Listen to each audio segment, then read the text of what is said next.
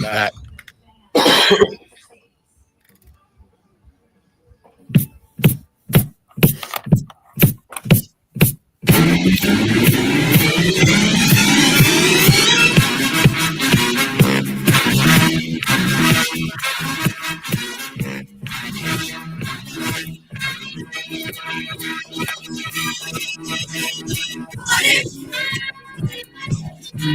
Thank God it's.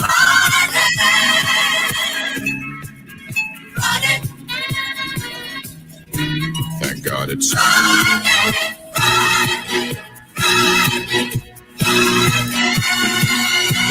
Yeah, I really want to do the thing, but yeah, I was wondering if you had it in you, but you know, all I'm gonna say is there's a lot.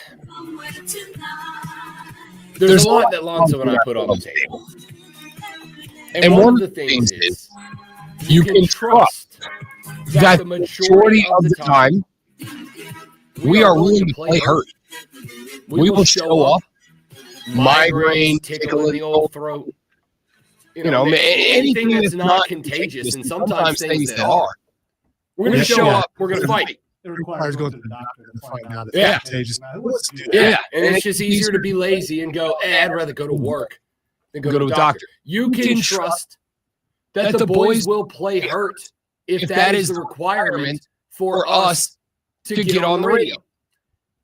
Yesterday, and I apologize for missing, I think now that brings my cumulative total as we approach at the end of February 6 years that I have been broadcasting here in the upstate. As we approach the 6th year, I believe that brings me to a grand total of six days taken, averaging about one sick day a year at this point. You're welcome. But yesterday was not a sick day. Like, I didn't feel bad. Yesterday basically ended up being, I was sitting on the couch Wednesday night, and you'll hear here in a little while, because after the show on Wednesday, we did our interview with Chelsea Green of the WWE. They're in town tonight for Friday Night SmackDown at Von Score Wellness Arena. We're going to not just talk about that, because the show is tonight. On Wednesday, we got an opportunity to talk on the phone with WWE superstar Chelsea Green, and coming up today at 8 a.m. in studio will be the WWE Women's Champion, JADE CARGILL, will be here. Really pumped about that. So we were doing our interview with Chelsea Green on Wednesday, and you'll hear it in a little while. I sounded like, and this is the best way to put it, it is a scientific term, ass dude. Like, atrocious. But we fought through it. We got through it. She was very kind and gracious about it. And I got home, and by Wednesday around 8 p.m., I was sitting on the couch with the wife, and I don't remember what part of the conversation we were in, but she asked me something, and I was going to say this is how I sounded, but it would be pointless to try that. I didn't sound like anything. She couldn't hear me. We were on the couch together. She was 4 feet from me on the other side of the couch, could not hear me, and I could not get enough sound out for her to understand what I was trying to say. I had no voice. 0, none, not a 9, not a decibel. So had to call the boss, or had to text the boss. Wouldn't have mattered if I called him. Had to text the boss, be like, hey, man, there's no point in me coming in tomorrow. He's like, you feel bad? I was like, no, I don't. I have zero voice. Like, it is, of all of the challenges that I have done in radio over the years, doing a talk show while unable to talk, probably the most difficult. It was not a thing. So I apologize for missing yesterday. Not to worry. In the future, we will have an AI just take your place, and we can program it to be nearly as loud as you are. Yeah, I don't think AI can replicate the absolute insanity of the show, which is why the show works. Most of the time, why the show works. We have got a lot to get to on this hashtag Friday Football Fiesta.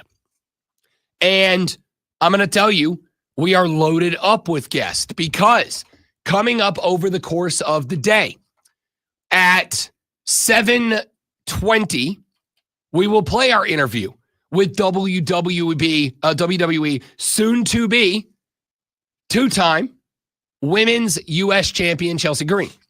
She'll fight Julia tonight for reclamation of her title.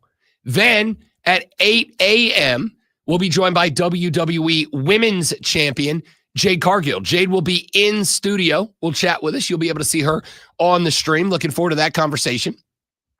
And then we have a host. I don't know. I'm a little intimidated already. I'm 1,000%. Listen, we have had some big SOBs in this building before. JADE CARGILL is without a doubt, the single most shredded human being I've ever seen in my life. She's unbelievable. She is a Greek goddess, dude. Like, she's unbelievable. Now, if she were to put you in a headlock, it might make your throat feel better. At this point, I'm willing to try. If she would have put me in a headlock, she could also just pop my head off my shoulders like a rock'em sock'em robot. Just a little twist, and your boy's KO'd for a hot minute. JADE CARGILL in studio at 8. And then we have a litany of our regular guests coming through. At 7:40 a.m. ordinarily, Lulu Kesin of the Greenville News joins us on Thursdays. But as I was unjoinable yesterday, Lulu Kesin has been kind and gracious enough. She will join us at 7:40 today. Didn't want to push that off another week because of, obviously, everything that is happening in South Carolina with the departure of Mike Shula as offensive coordinator. Yes, the Gamecocks on a bye. They've got some time to figure out what's next, but we'll talk with Lulu to find out what was it that made Shane pull the trigger. I mean, the answer is craptastic offensive numbers. But, what was the trigger of now versus last week or 2 weeks ago? She'll give us her thoughts at 7:40. At 8 o'clock, as mentioned, WWE Women's Champion JADE CARGILL. At 8:40, Rashad Beard of the Panther Nation podcast will join us. We'll set up the Carolina Panthers a shock win last week on the road at the Green Bay Packers. Carolina trying to turn this into something now. They are on a win streak of games started by Bryce Young now. A multi-game win streak of games started by Bryce Young. So we'll talk with Rashad at 8:40 about the Panthers' win last week and their next contest. At 9 o'clock, the fellas from the Movin the Chains podcast will pop by. The boys from the Movin the Chains pod will set you up for the Friday night lights football schedule. Give you some thoughts and prognostications as we inch ever closer to the high school playoffs. No, this is the playoffs. Oh, the playoffs start tonight? Yeah, I do believe this is the playoffs. So we do not have a Burns game. Burns got a first round bye. That's right. Yeah. You're exactly right. So we'll talk to the Movin the Chains fellas about the opening round of the high school playoffs at 9 o'clock. At 9:20 this morning, we will be joined by the illustrious, the iconic Denton Day of SiriusXM's college football overtime. We'll get his thoughts on the departure of Mike Shula. We'll get his thoughts on everything happening around college football, which, by the way, we have talked a lot. Let's get into it. We have talked a lot over the past few weeks about the college coaching landscape. And one of the things that we have discussed is how many schools might have fired their head coach in or during this upcoming off season, but will ride it out one more year because of just how volatile the coaching landscape, the coaching market is this off season. As we have mentioned, 25% of teams in the Southeastern Conference do not have a head coach for this offseason. 25% of the SEC don't have it, and that's the SEC. Those are supposed to be the most attractive jobs in the country. Even low-level SEC schools are supposed to be attractive. And 25% of their schools don't have a coach. And that's before we add Virginia Tech, Cal, et cetera, et cetera. The University of Wisconsin is a bad football team right now. And we talked about Luke Fickell, their head coach, earlier this week. The belief is that Luke Fickell would likely be out at the end of this year. It just has not translated at Wisconsin to what they hoped it would be. Lonzo has pointed out the guy has had levels of success at other levels of football over the years. But he had a run at Ohio State, didn't work out. Now he's at Wisconsin. He's 2-6. They are 15th in the conference. They are 0-5. They share a record with Penn State, who just fired their coach. And they are 0-5, whereas Michigan State and Purdue are 0-6. They are 2-6 overall. Michigan State has a 3-6 record. Purdue has a 10-7 record. A 2-7 record. And Penn State has a 3-5 record. To put that into comparison, Rutgers has 4 wins. Maryland has 4 wins. Nebraska, Illinois have 6 wins. So Luke Fickell is not leaving Madison, Wisconsin. Pete Thamel put out a tweet yesterday that said Wisconsin head coach Luke Fickell will return to coach the Badgers in 2026. According to athletic director Chris McIntosh, the move comes with significant increase in financial investment. McIntosh told ESPN, quote, Chancellor Jennifer. I'll say Jennifer, that's a pretty cool name. Okay, let me tell you why I went to Jennifer, which is a great name. It sounds like something out of The Witcher. Jennifer Mnuchin. Her last name is spelled Mnookin. Jennifer Mnuchin and I are aligned on significantly elevating investment in our program to compete at the highest level. We are willing to make an investment in infrastructure and staff. As important as our ability to retain and recruit players is in this era, end quote. So I actually am intrigued by this because on one hand, Wisconsin is a program. It's a very proud program. And Wisconsin is a program whose fans expect and demand better than they are getting right now. What is interesting about this is the rest of the statement by AD Chris McIntosh. Because the way that it sounds to me is that there's almost a defense of Luke Fickell here. There's almost a defense of Luke Fickell in that McIntosh makes it sound as if Wisconsin maybe hasn't invested in their program the way that they feel that they need to invest in the program in order for the program to be successful. When he says, Chancellor Mnuchin and I are aligned on significantly elevating investment in our program to compete at the highest level. I don't know, and I will be honest. I need to go look this up. But these types of things, they take a very long time to be able to dig through the athletics department budget or even to find people who have done so and are capable of laying it out in an obvious and empirical way that is understandable. It takes some time. And I just didn't have it yet. But I am very interested to find out if Chris McIntosh is effectively saying here, we have not invested in the program in a way that would give Luke Fickell or anyone else a chance to win, or if this is being utilized as a shield, because there are a lot of people, and I will say that I'm not in this camp, but I'm standing out in front of the entrance of this camp considering walking in. There is the question mark of, is Wisconsin sticking with Luke Fickell when the fan base is genuinely unhappy with where they are right now? Is Wisconsin sticking with Luke Fickell because they truly don't feel that they have invested in the program in a way that will allow them to compete the way that their fans expect to? Or is Wisconsin saying that they will invest in their program because the reality of the situation is that they can't afford to have a new staff come in right now? And again, there's at least one school, Florida State, that would have pulled the trigger on a head coaching termination 2 weeks ago, but they did not have the buyout money, and no booster stepped up to provide it. LSU pulled the trigger, according to WDSU New Orleans.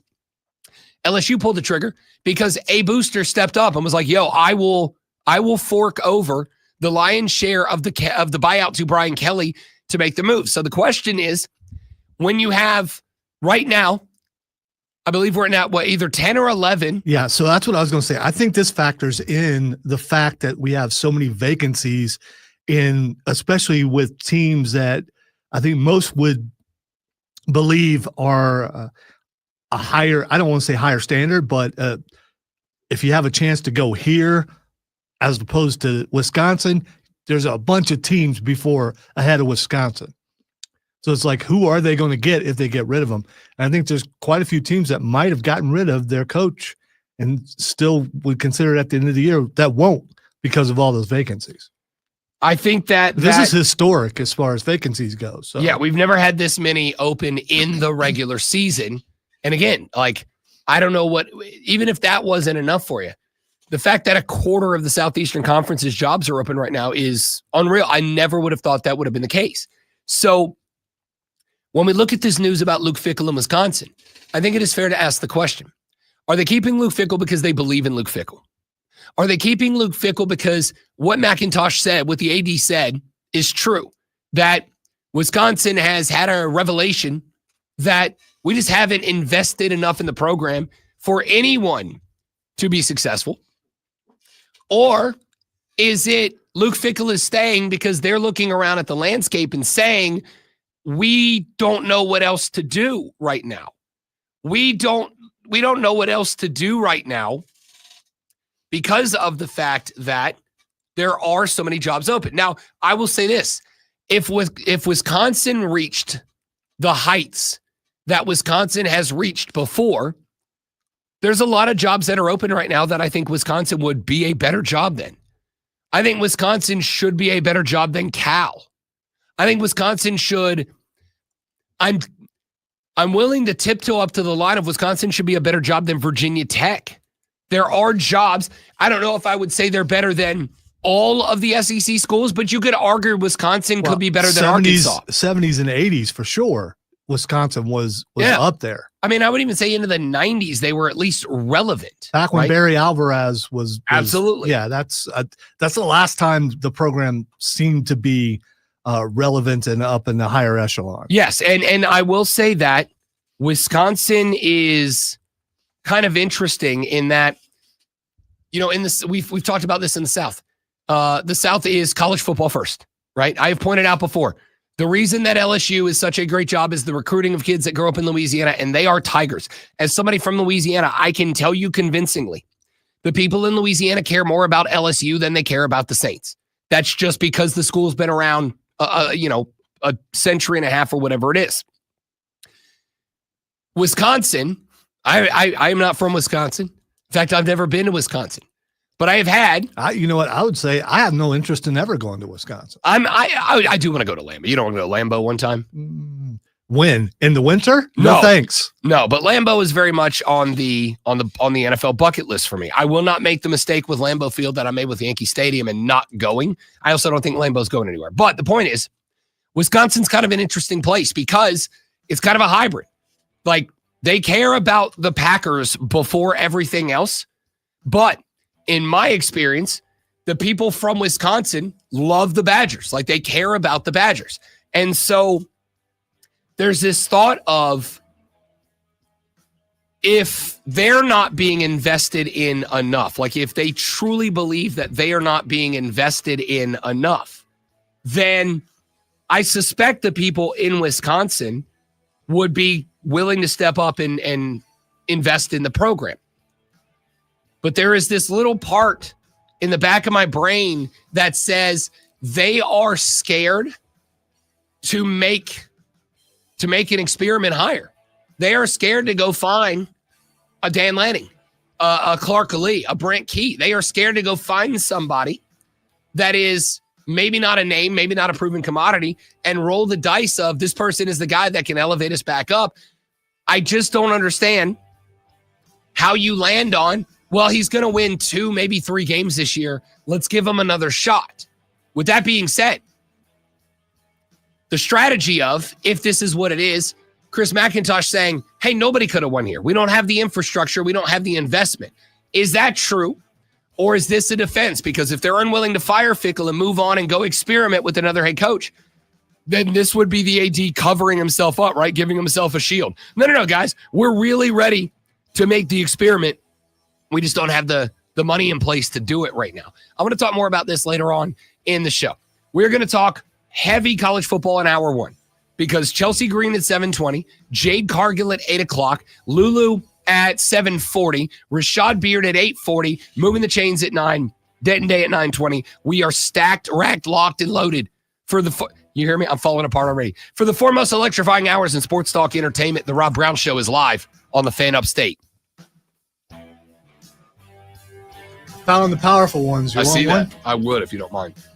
I don't want to cut into your stash, bro. It's all right. They were laying in my yard. They were sealed, though. I mean, so as I walked down my sidewalk, they fell out. Thank you. All right, guys, stay right there. I got to go grab my pills. We'll be right back. Don't go anywhere.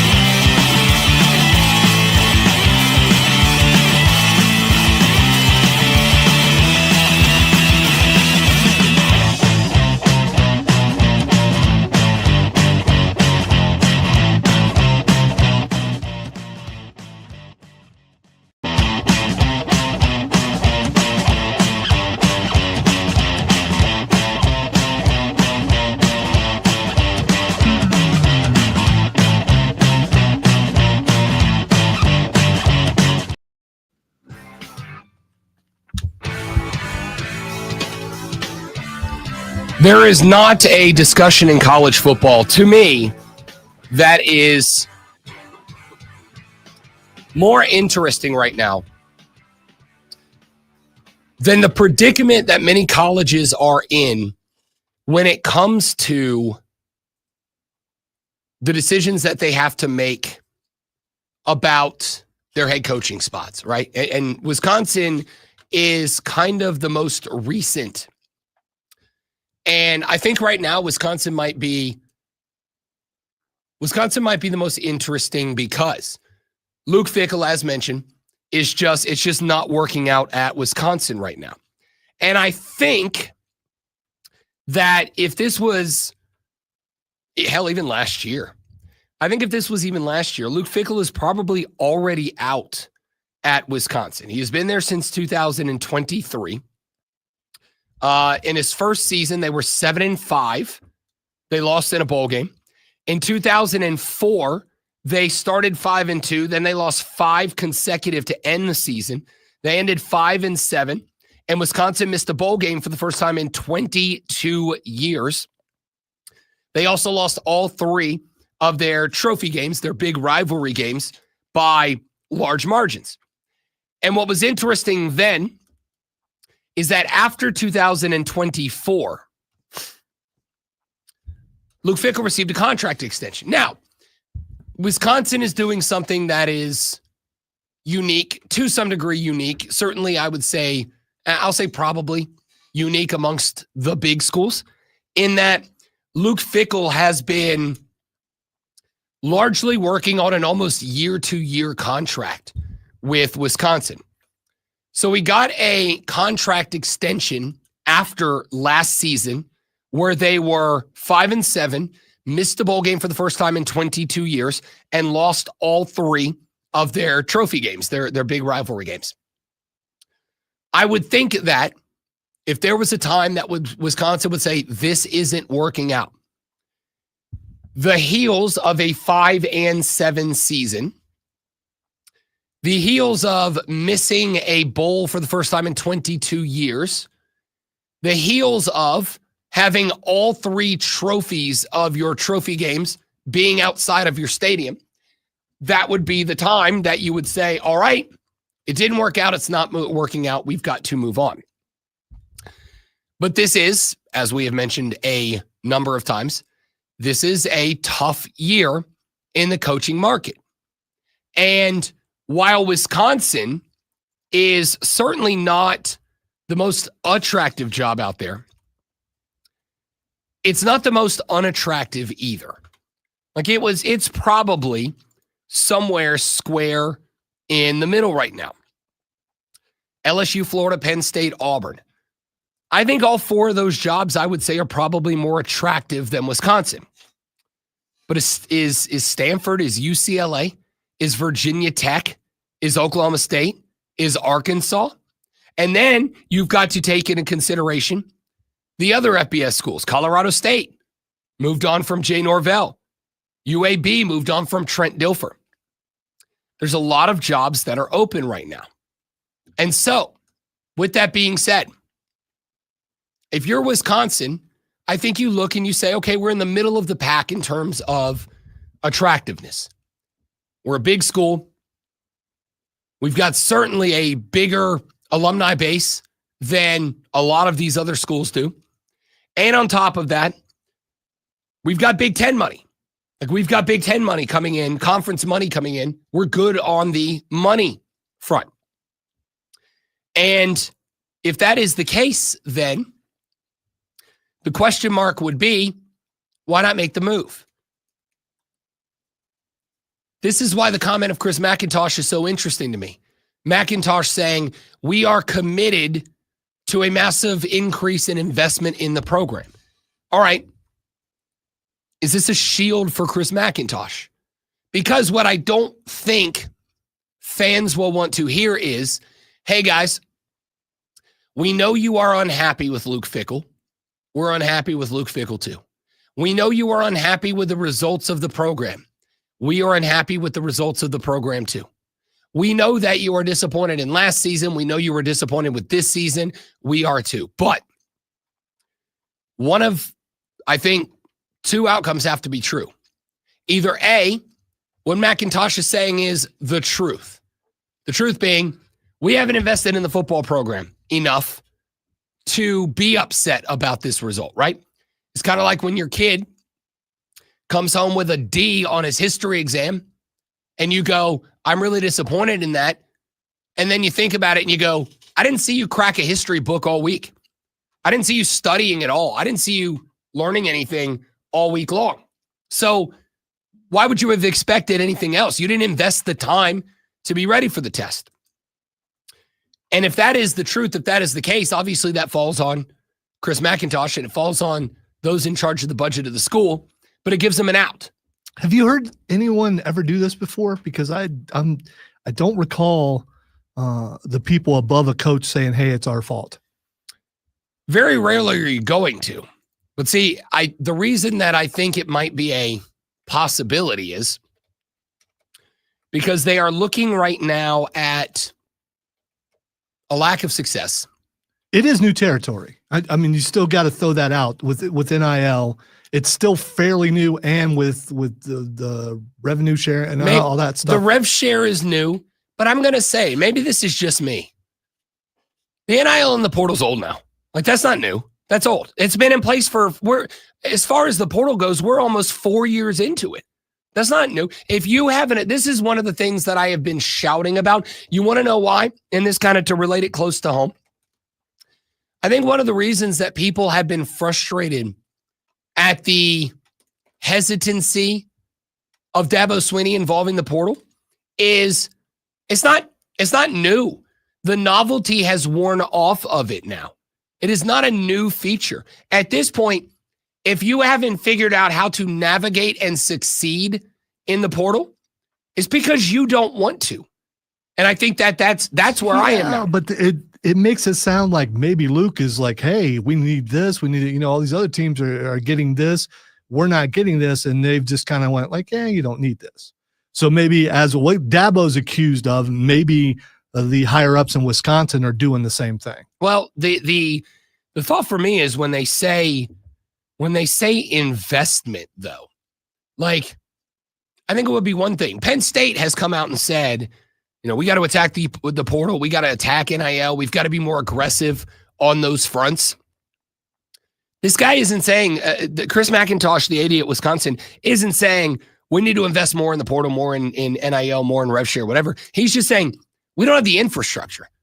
We don't have the facilities. We don't have the roads laid just in terms of running a football team that are needed for us to be a front-running power. We just don't have the infrastructure here, which is if I was a head coach that was trying to keep my job and I was in the position Luke Fickell is in right now, that would be a defense a coach would use. Look, man, I'm doing everything I can, but at the end of the day, I just don't have the resources that Ryan Day has. I don't have the resources that Matt Rule has. I don't have the resources that other schools in this conference have. And if I don't have the chance to run with the same resources that all these other schools have, how do you expect me to stay on board? But this is the AD saying it. And to some degree, not exclusively, not full autonomy and authority, but to some degree, he's the one that is the reason it is the way that it is. So, and I'll tell you what you're not going to get, whether it's true or not. You're not going to get an athletic director who grabs a microphone and says, hey guys, look, we know you're unhappy with last year. We know you're unhappy with this year. I'm unhappy with last year and this year as well. But guys, there's like 14 jobs open. And like, who the hell do you think we're going to get? Like, how do you think we're going to attract people here? You can't say that. You can't come out and say, there's too many other jobs for us to believe that we can land a coaching candidate that we trust and believe in. And I think schools are going to be hesitant to not get Willie Taggarted, to not get Will Muschamped, to not get themselves into a spot where they're just getting a guy for the sake of having a new guy in. It doesn't get better because here's the thing. You could go, why wouldn't you gamble? Why wouldn't you risk it? Why wouldn't you go find a young, hot offensive coordinator and give him a shot? And the answer is because if you get it wrong, you've got to buy out, you've got to pay to Luke Fickell, and you've got a new head coaching salary. And if you get Willie Taggart and he's out in less than a year, now you got a new buyout on top of that as well. You know, it's one thing to go $56 million buyout for Mike Norvell. It's another thing to go, all right, $22 million buyout for Billy Napier.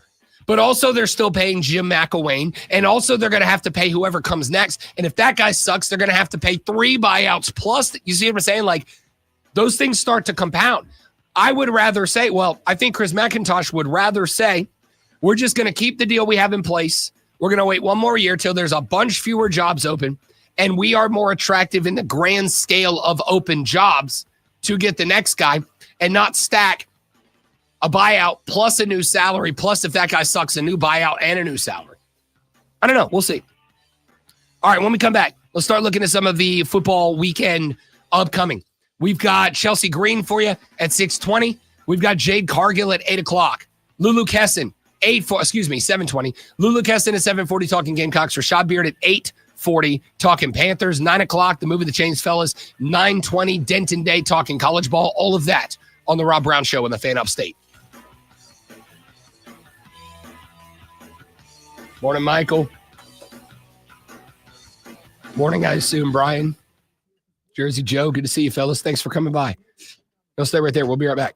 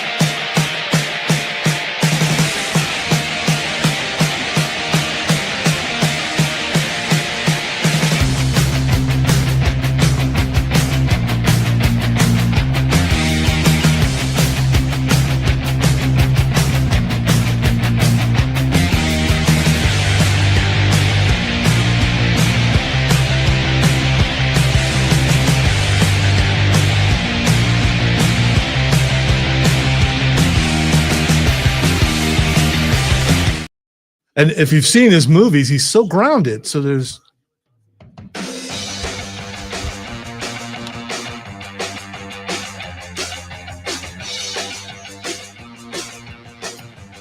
Busy schedule on the radio program today.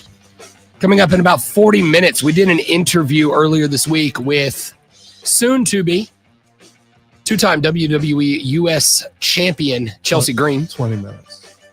You said 7:20 when we were playing. 7:20. That's in 40 minutes. That would be 40 minutes you're out. No, actually, it would be 39. I was wrong. My math was incorrect. I apologize. We're going to get there. It's early. We'll talk to Chelsea Green coming up in 40 minutes from now. I'm going to leave right now. Do you want me to leave right now? No, I don't, because then I have to come over there and do your job, and I don't want to do that. Coming up at 7:40, Lulu Kesin of the Greenville News. We'll talk South Carolina Gamecocks with us. We'll get her thoughts on the departure of Mike Shula.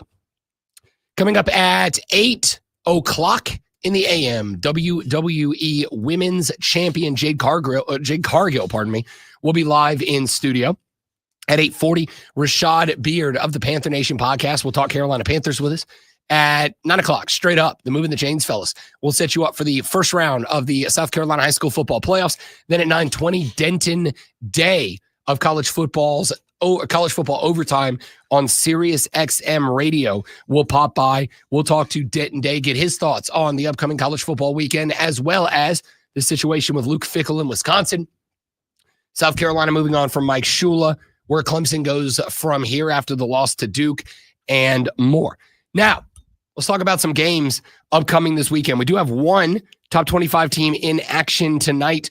The USC Trojans are taking on Northwestern. USC at 6-2, 4-1 in conference, is technically a game and a half out of the Big Ten championship game right now. They are a game and a half out because they are a half game down to Michigan, who is 5-1. And they are a full game back of Ohio State. Sorry, I should say 2.5 because Indiana is 6-0. They play Indiana tonight. A win for USC tonight would create a spot with a win over Northwestern, where they are 5-1 in conference play, which would have them tied with Michigan and with the tiebreaker in hand over Michigan, because they did defeat the Wolverines 31-13 3 weeks ago. Meaning that USC technically would be in third place in the Big Ten, ahead of Michigan, ahead of Oregon, at least until the Ducks get another conference win, and they are both 5-1. They play Oregon at Autzen Stadium in the penultimate week of the year. So that means that with a win tonight over Northwestern, USC is by no stretch of the imagination out of the running for a Big Ten championship game. And so I think the question then is there a path to the college football playoffs for Lincoln Riley and the Trojans? And the answer is yes. The answer is yes. It will come down, I believe, to that game at Oregon, assuming everything else goes their way, assuming they are able to beat Northwestern tonight. That game is at 9 o'clock. Assuming they are able to beat Iowa next weekend. That game is at USC. Then it really does come down to a road win against Oregon. If they win out, it is going to be up to Indiana and Ohio State if USC goes in or not. And then it really does come down to, what do Indiana and Ohio State have left out of them? I would put it this way. If USC wins tonight and USC is able to knock off Iowa and Oregon on the road, which, will it be tough? You're damn right it will. Autzen Stadium is a tough place to play and win. But Indiana's already done it. So there's a chink in the armor there. If they do that, then, considering that they have the tiebreaker over Michigan, Lincoln Riley's a big Michigan Wolverine fan. Because with a win tonight over Northwestern, they're 14.5-point favorites. With a win over Oregon on the road in the second to last week of the year, and assuming that they don't bleep the bed against Iowa or in their final game against UCLA, a Michigan win over Ohio State could have the USC Trojans in the Big Ten title game. Legitimately. There is a path there. And the path involves the Oregon Ducks losing to the USC Trojans at Autzen Stadium.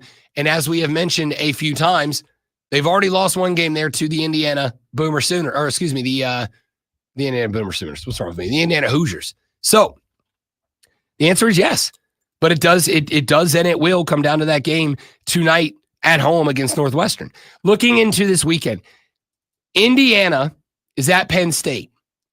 This is one of 2 Penn State games that I think coming into the year, you would have looked at and said, game of the year possibility, right? Like if Ohio State is the bee's knees, Indiana Penn State might be the other game to determine who is in to the Big Ten championship game. Now, it might be if Penn State was to pull the upset over Indiana. And I would go so far as to say, I do think Ohio State is a little better. I like Indiana a lot, but I think Penn State's a little better than Indiana. And Penn State, despite the fact that they ultimately lost to Ohio State 38-14, so I'd make the argument they had to have you nervous through halftime and a little bit of the third quarter because they just would not go away. Like Penn State was just hanging around. In fact, it was not until late third quarter that the Ohio State Buckeyes were able to get outside of a 1-touchdown lead over Penn State. There were 10 minutes on the clock. Penn State was down 10 with the football at one point before Ohio State kind of finally broke that thing open. Yeah, it's not the first time this season that the first half was like that. I think it was Washington. They had a little bit of the same problem. One thing that's majorly different this year is no Chip Kelly, thank goodness. So they are able to make second half, make halftime adjustments and then come out and fix what they saw was wrong in the first half. We've seen that happen a couple times this year. And I think last year they were incapable of it. I don't care. It was because Chip Kelly, he's horrible. He's just not good. By the way, Chip Kelly, he's like the offensive coordinator for the Raiders, right? I believe that is correct. Wow, look at what they did last night. Yeah, not God, that game was again. I want you to know, and this is a true story. I went to bed at halftime. Not like went to sleep at halftime. I went into the bedroom at halftime. The lady was in there watching what's it called? It's All Her Fault, I think is the name of it. Yeah, I think you're right about that. She's all in on it. She was enjoying it. I went in there, and ordinarily that'd be the spot where either I'd bring the tablet of truth and I'd put the game on the tablet and watch it while she was watching her show, or I'd go in and she'd be like, "Here's the remote. I'm going to sleep." I was like, "No, finish your show." She's like, "You're not going to watch football?" No, I can't watch this game anymore. The game was atrocious. The game was ugly. We said, what was the game 2 weeks ago? I said that might have been the ugliest football game in the NFL I've seen in a long time. I think last night might have been the ugliest game. And how the hell do the Broncos keep winning these games?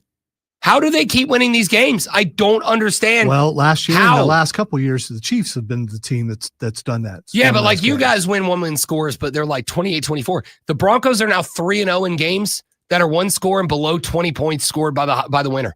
Like it's not. Let me put it this way: in games where neither team scores, or where, oh God, I forgot the stat this morning. It was like in games where the team, I got to go find the stat.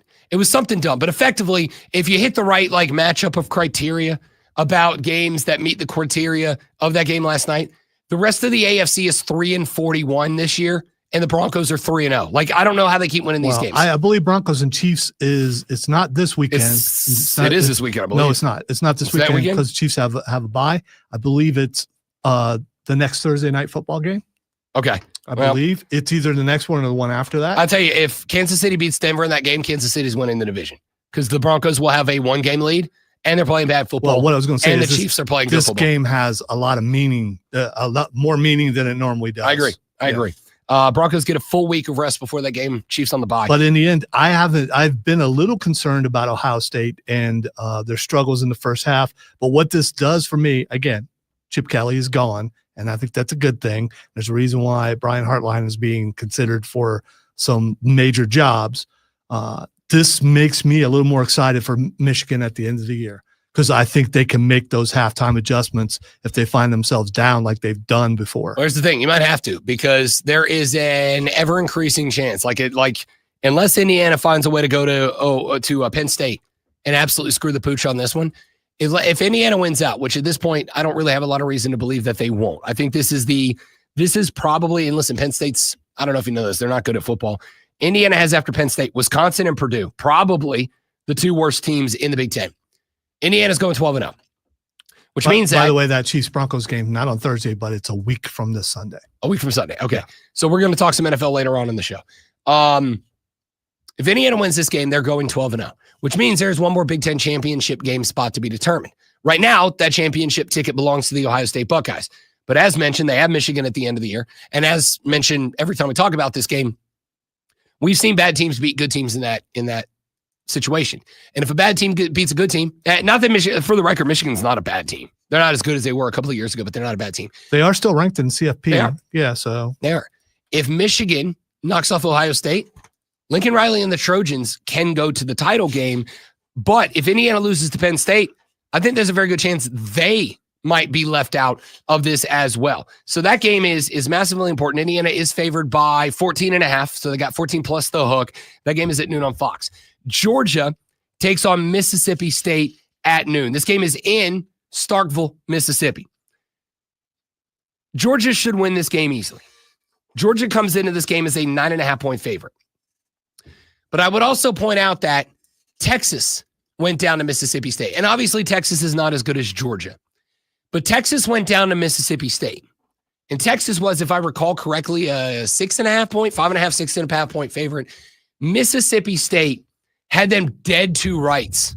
Down, I think, 2 scores in the opening portions of the fourth quarter before Mississippi State forced overtime.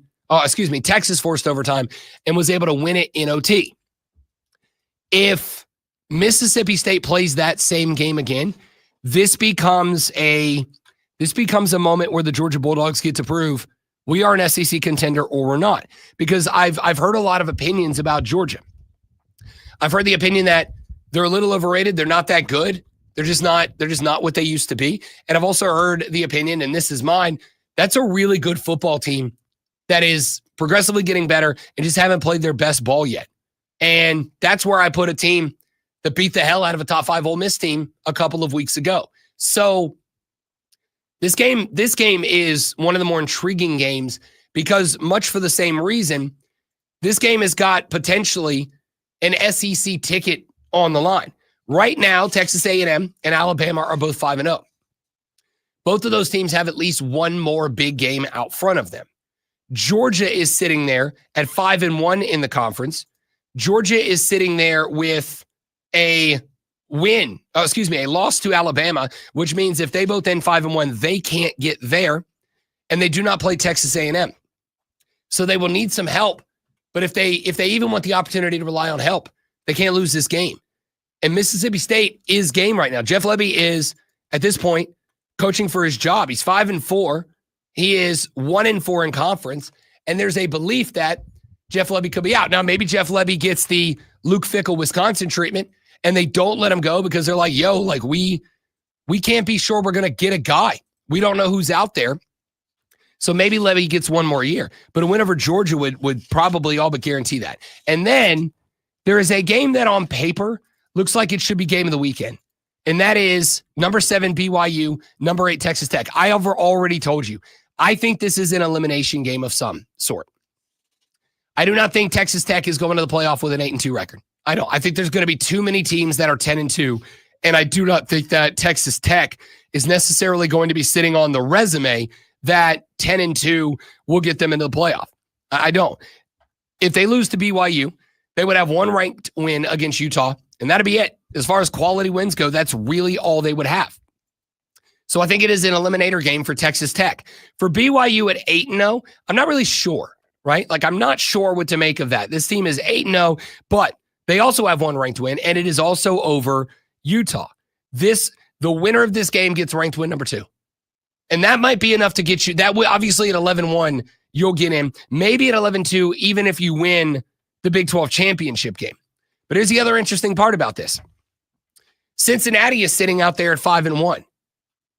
If Texas Tech loses this game, they go behind Cincinnati.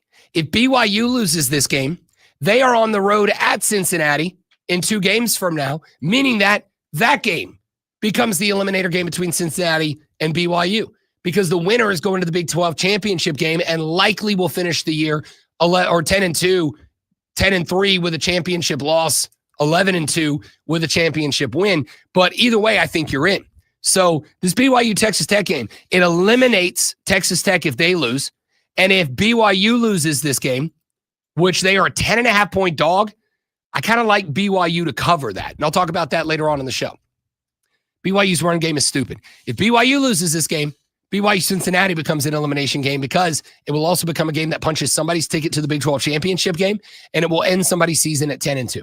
All right, we'll talk more about the rest of the college football schedule later on. Chelsea Green joining us here in about 24 minutes. Jade Cargill, WWE Women's Champion at 8 o'clock. Now, if they hounded out championship belts for doing sports flashes, he'd be like Lonzo 17 belts. Yeah, I'm not going to deny that. I'm not. Denver Broncos defeated the Las Vegas Raiders last night in an absolute score fest, 10-7. The Broncos are now 8-2 on the season. Bo Nix went 16-28 with 1 touchdown and 2 picks, and the Broncos had only 84 rushing yards. However, they held Geno Smith to 16-26 for 143 yards, no touchdowns, and 1 pick. Get you some of that. You should. The Atlanta Braves have picked up the option on starting pitcher Chris Sale, paying him $18 million to remain on the roster in 2026. Sale, who won the 2024 NL Cy Young Award, went 7-5 with a 2.5 ERA and 165 strikeouts across 125.2 innings this past season.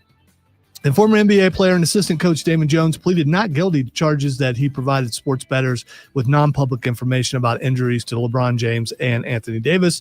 The next round of hearings are November 24th.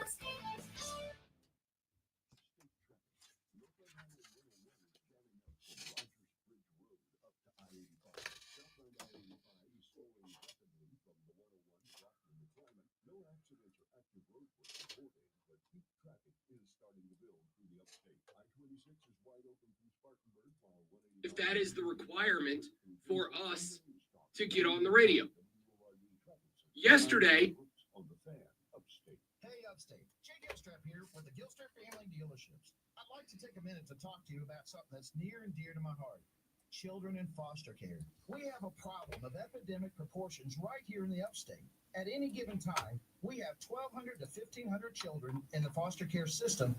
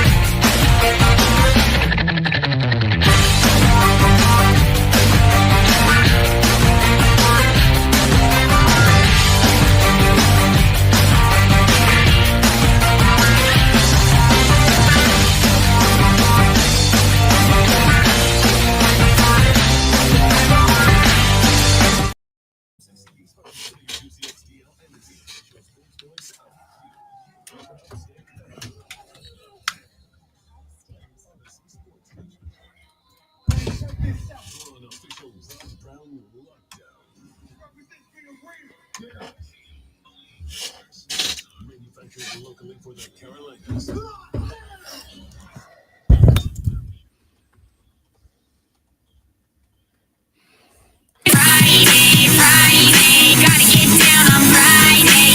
I am really interested in the University of Florida, because they have a 7'9" tall basketball player who checked into the game last night. They were playing North Florida, and they were up 41 with 2.5 left to play. Now, this kid's young. They're just starting to develop the guy. But with 2:09 left to play in the game, the University of Florida checked in a 7'9" tall hooper last night, a French Canadian. My favorite part is he came in to replace a cat from Florida who goes like 6'9", 6'10".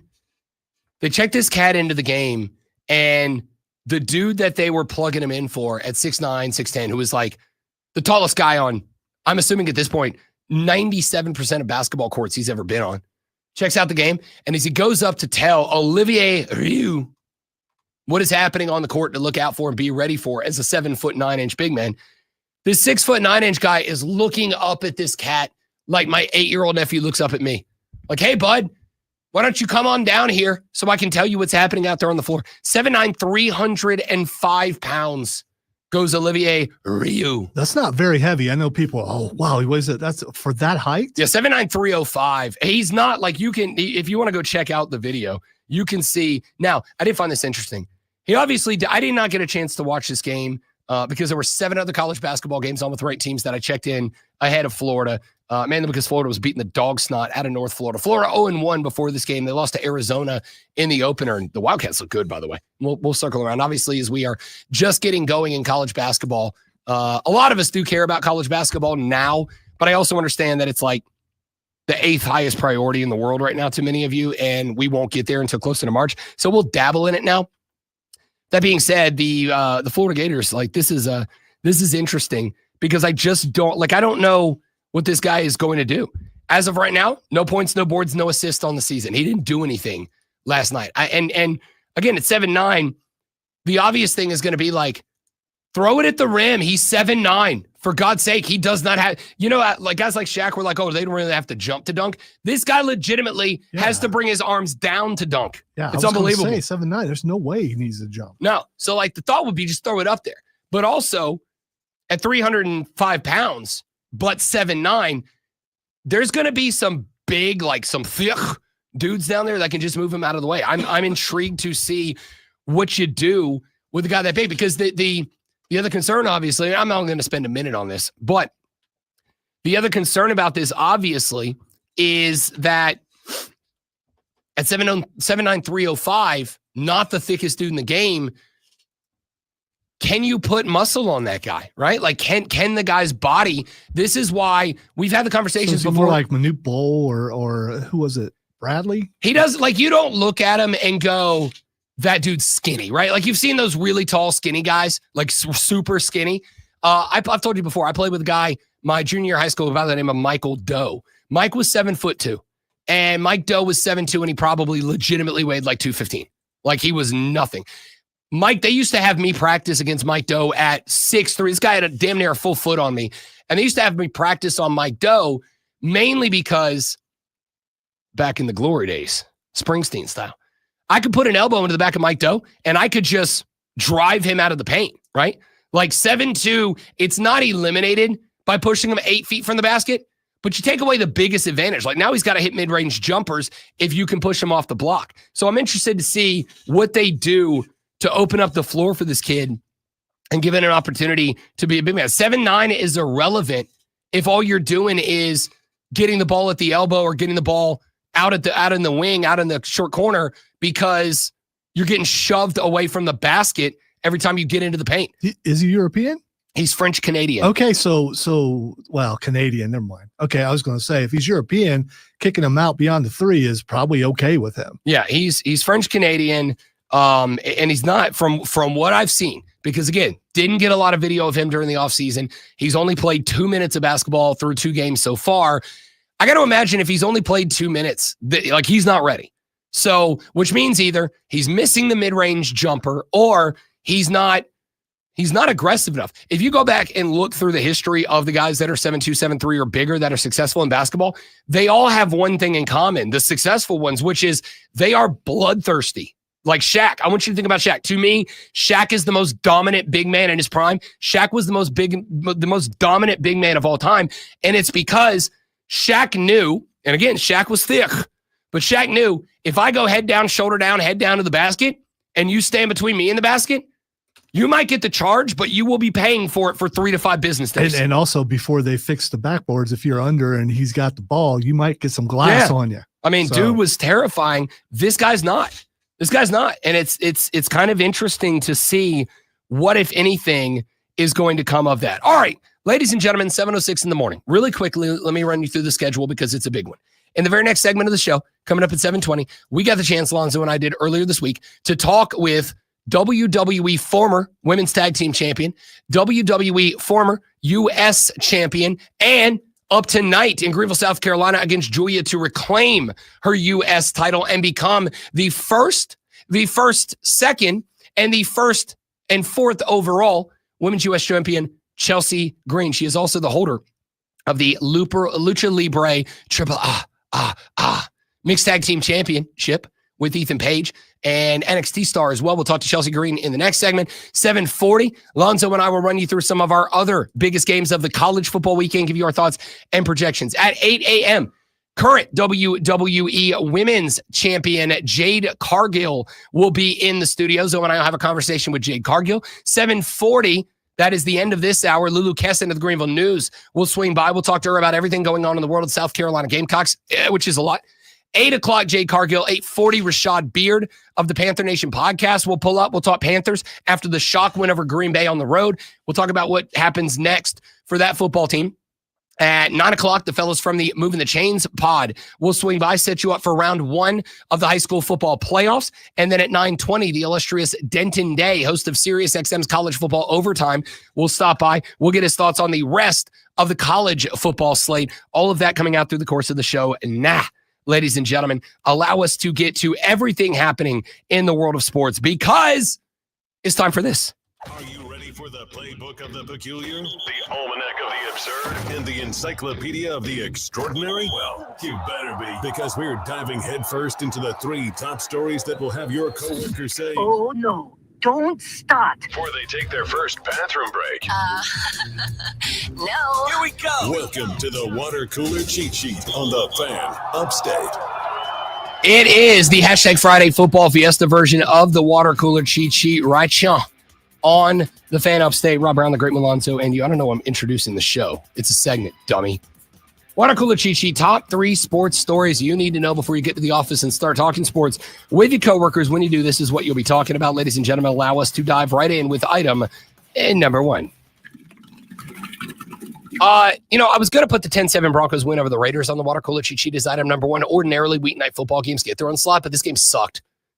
It was boring. It was ugly. It was, I don't want to say unwatchable.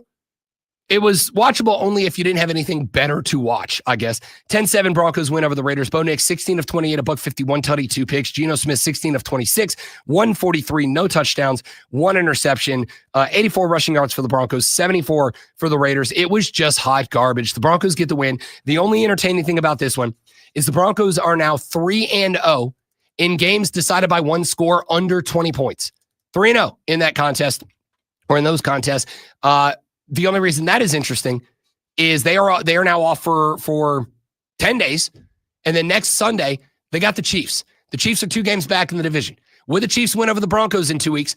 The Chiefs would be now 1 game back of the Denver Broncos. And oh, by the way, they play them again one more time this season. Meaning that the Chiefs, if you just include games against the Broncos, if they go 2-0, will have an equal record with the Broncos, which means that the Broncos got to win all the other games outside of that and no worse than split with Kansas City. But the way they're playing offense right now, tough to decide. All right, but that's not a water cooler cheat sheet item.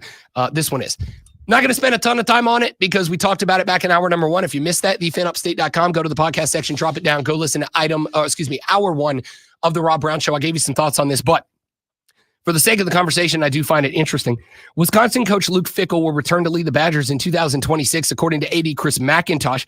The Badgers are 2-6 overall. They are winless in Big Ten play. They were 5-7 last year. They lost all 3 of their rivalry games. There are no trophies. They do the rivalry trophies up there. No trophies in Madison, Wisconsin right now. But they announced yesterday that they are keeping Luke Fickell. But what was interesting about this was not that they're keeping Luke Fickell, which, yes, that is interesting.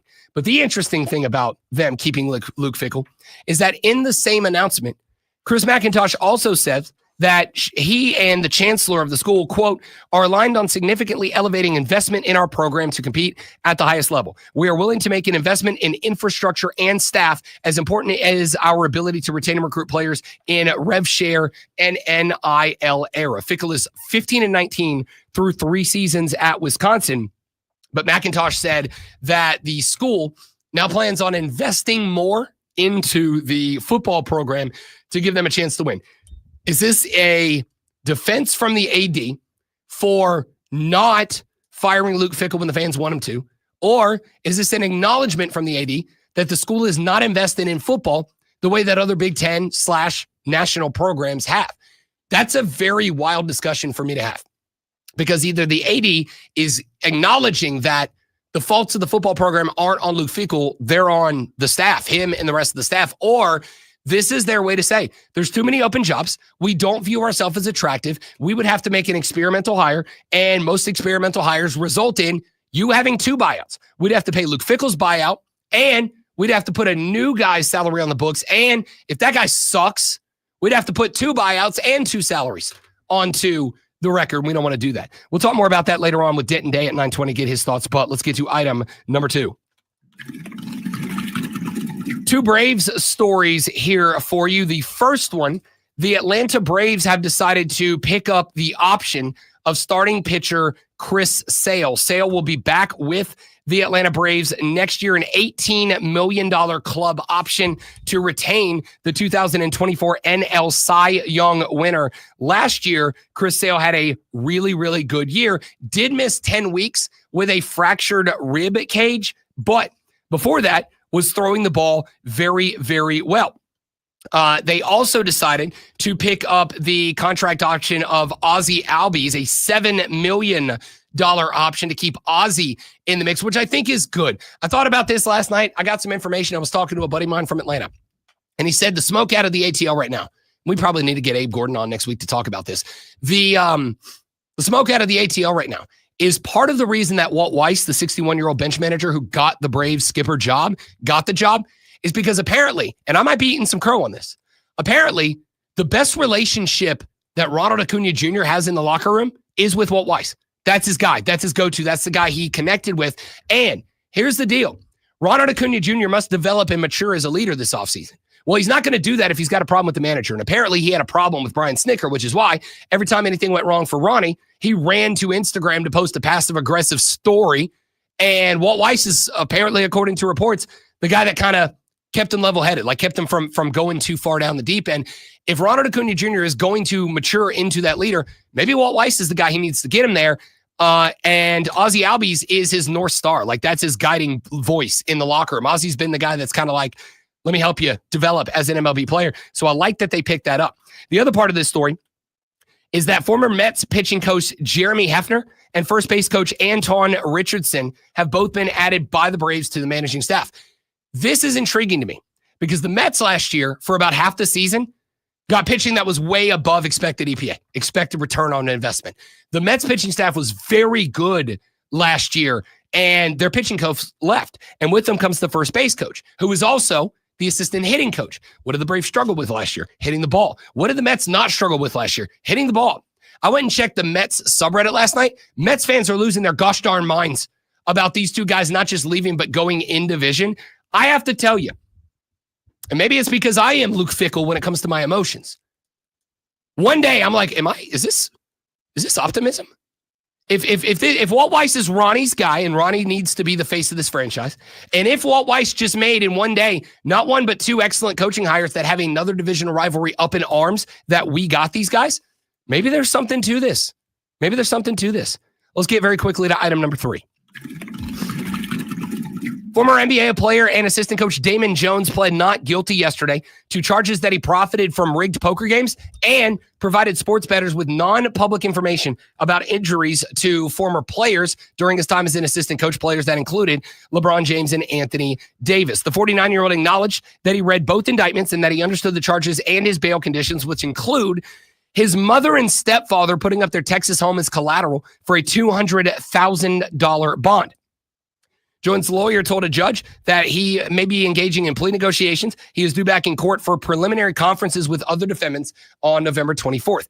Jones was amongst more than 30 people arrested in 2 different gambling probes. He was one that was involved in both the illegal and rigged poker games with the Mafia and the actual NBA points shaving / stat shaving of the Jonte Porter / Terry Rozier investigation. Sports bettor Marv's Fairley also pled not guilty to charges alleging he cashed in on information about NBA players, including some that prosecutors say Jones provided to him. This is intriguing. This is interesting. One of the things that the FBI apparently was able to find, though this still has to be confirmed, was text messages sent by Damon Jones to bettors that included information that LeBron James was injured and would miss a game. They went back and they cross-referenced that to the injury report of the Lakers, and LeBron James had not yet been listed on the Lakers injury report at the time of the text message. So Damon James, according to the FBI, sent a text that said LeBron's hurt, he's going to be out tonight. Then at the time, the Lakers had not announced that yet. And then hours later, it was announced that LeBron was indeed out that night. The Lakers lost that game 115-106. Prosecutors said Fairley paid Jones approximately $2,500 for a tip that Anthony Davis, at the time the Lakers forward and center, would see limited playing time against the Oklahoma City Thunder. Fairley then placed a $100,000 bet on the Thunder to win. However, Anthony Davis played 27 minutes, scored 27 points, and collected 15 rebounds in a 112-105 win, which investigators say the Lakers won that game. Investigators say prompted Fairley to demand a refund of his $2,500 fee from Damon Jones. So they may be able to pit these two guys against each other. We'll see. I'm intrigued to see how this investigation plays out. We'll try to fit more about the hearings, the initial hearings yesterday, later in the show, the next round scheduled for 25 days from today, where I'm sure we will find out at that point what the defense is. When we come back, we had a chance earlier this week to sit down with the inaugural and soon to be two-time WWE Women's U.S. Champion Chelsea Green. Got a chance to do that on Wednesday. We will play that interview for you next. We'll come back after that. We'll set you up for the college football weekend. Jade Cargill, current WWE Women's Champion, joins us at 8 o'clock. All of that and more coming up on The Rob Brown Show and the Fan Upstate.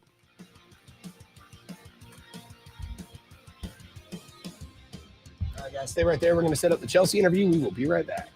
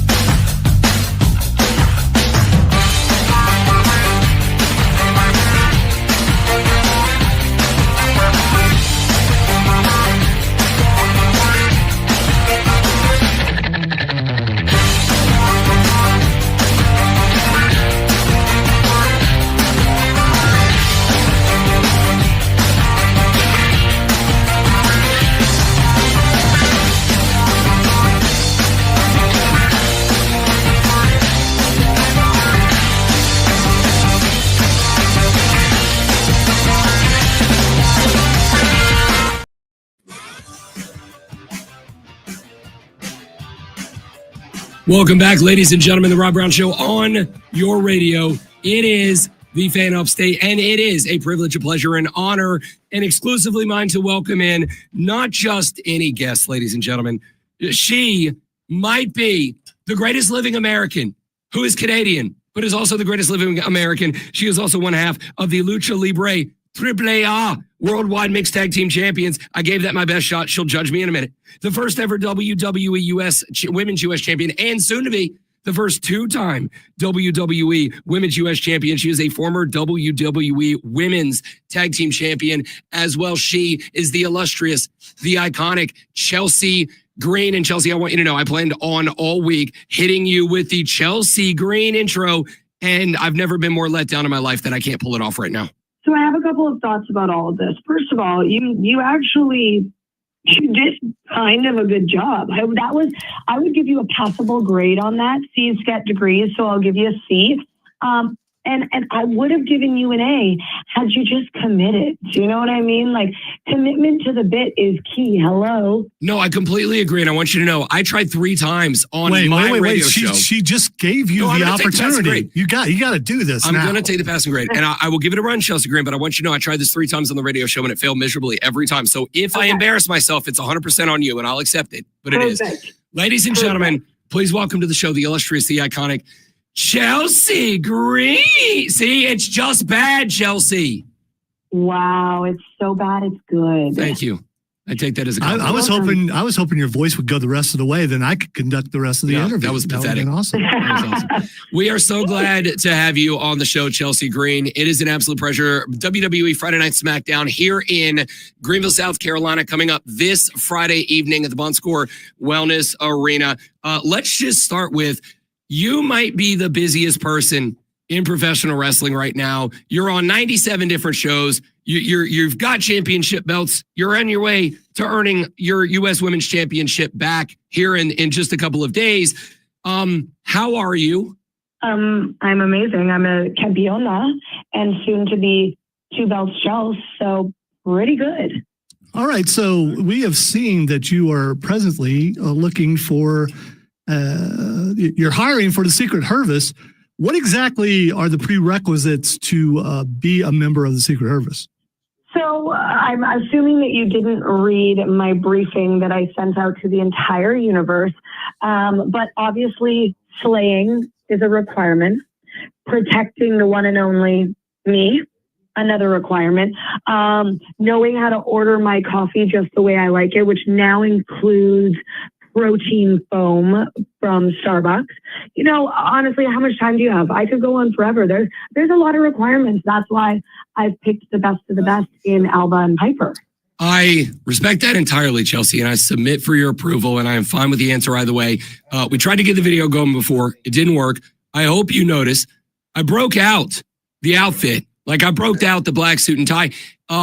Is there possibility, even if it's for only Friday night in Greenville, for like an honorary position in the unit, if I am indeed willing to stand between you and whoever in order to join the agency? Are you willing to beat Julia up with me? I don't know how it's going to come across in Greenville, South Carolina if I was to join in, but yes. Well, then immediately no, pal. Immediately no, because I'm after one thing and one thing only, and that's to become 2 belts Chelsea.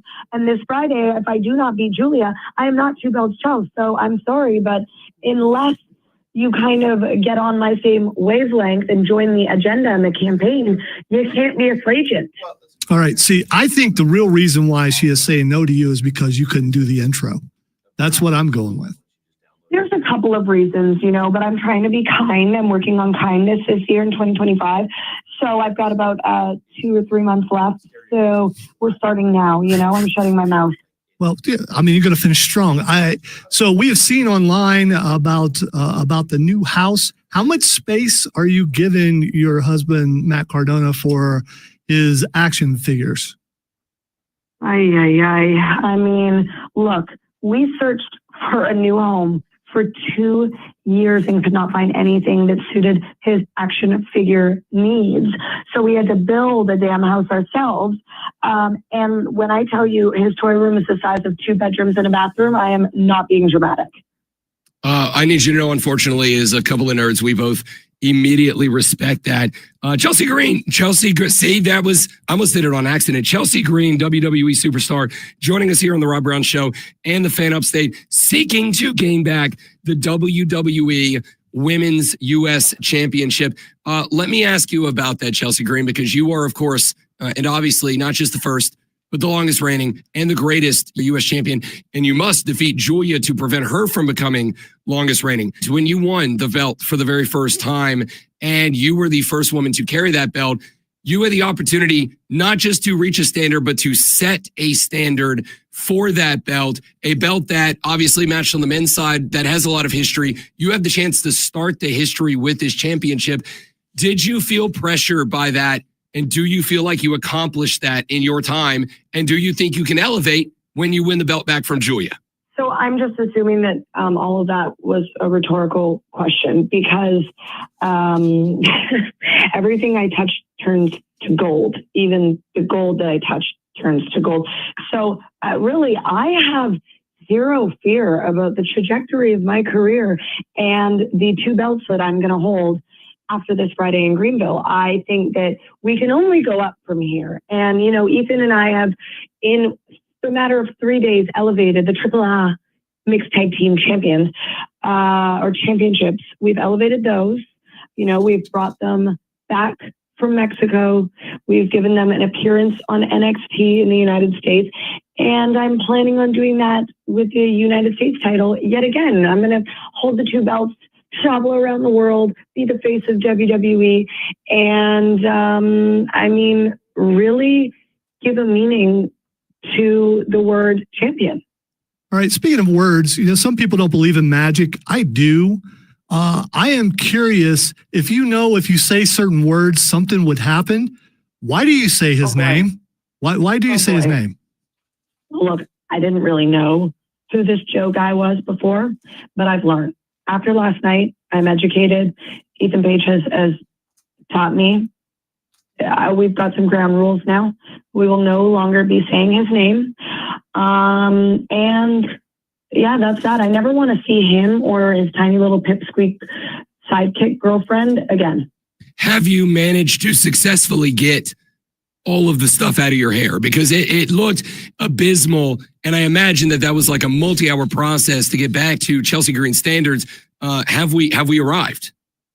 Well, if your video was working, you would see that I look absolutely stunning this morning, and that's thanks to numerous showers last night. Not just 1, 2, but 3 showers, a lot of clarifying shampoo, and yes, time spent scrubbing places I never thought I'd have to scrub, okay? Yeah, okay. Chelsea Green joining us here on the Rob Brown Show on the Fan Upstate. Let's talk about what happened in that moment. You have, and in that moment, and obviously millions more leading up to it, you have over the years become someone who takes over every camera that you stand in front of, and it doesn't matter where you are in the building, whether it's in the ring or in backstage, having interactions, doing interviews with Kathy Kelly and whoever else. You have been absolutely phenomenal and iconic in taking over those cameras to the point that it feels to me like, and I'm guilty of this, you're beloved by everybody and can get away with whatever you want, no matter what it is that you are doing. Is that au natural, or have you practiced that to be able to make it a part of what elevates you to the status of Le Campion? Le Campion. I love how that sounds. I truly was born with the gift of gab. My husband would say that. My family would say that. My friends would say that. Everyone in school would say that. But there is something to be said about just practicing and honing your craft. And, you know, I've always been very proud to kind of have that skill as a public speaker. And so acting class has elevated that. Promo class in NXT helped that. Having zero fear and 100% confidence, maybe a little bit of delusion helped that. But, you know, I love that they give me the microphone, that they trust me creatively with those moments. And so I never want to let them down in that aspect. And if that's what I can bring to the table, then I need to do it the best I can possibly do it. So every time I go out there, I just make sure that, you know, no matter what, I've got kind of like a fail-safe backup plan for if things go awry. And I think Ethan Page is the exact same way, and that's why we get along in that aspect. We've had the honor of interviewing quite a few WWE superstars, and I love to ask this question. You've traveled all over the world. What crowd overwhelmed you with how loud they were?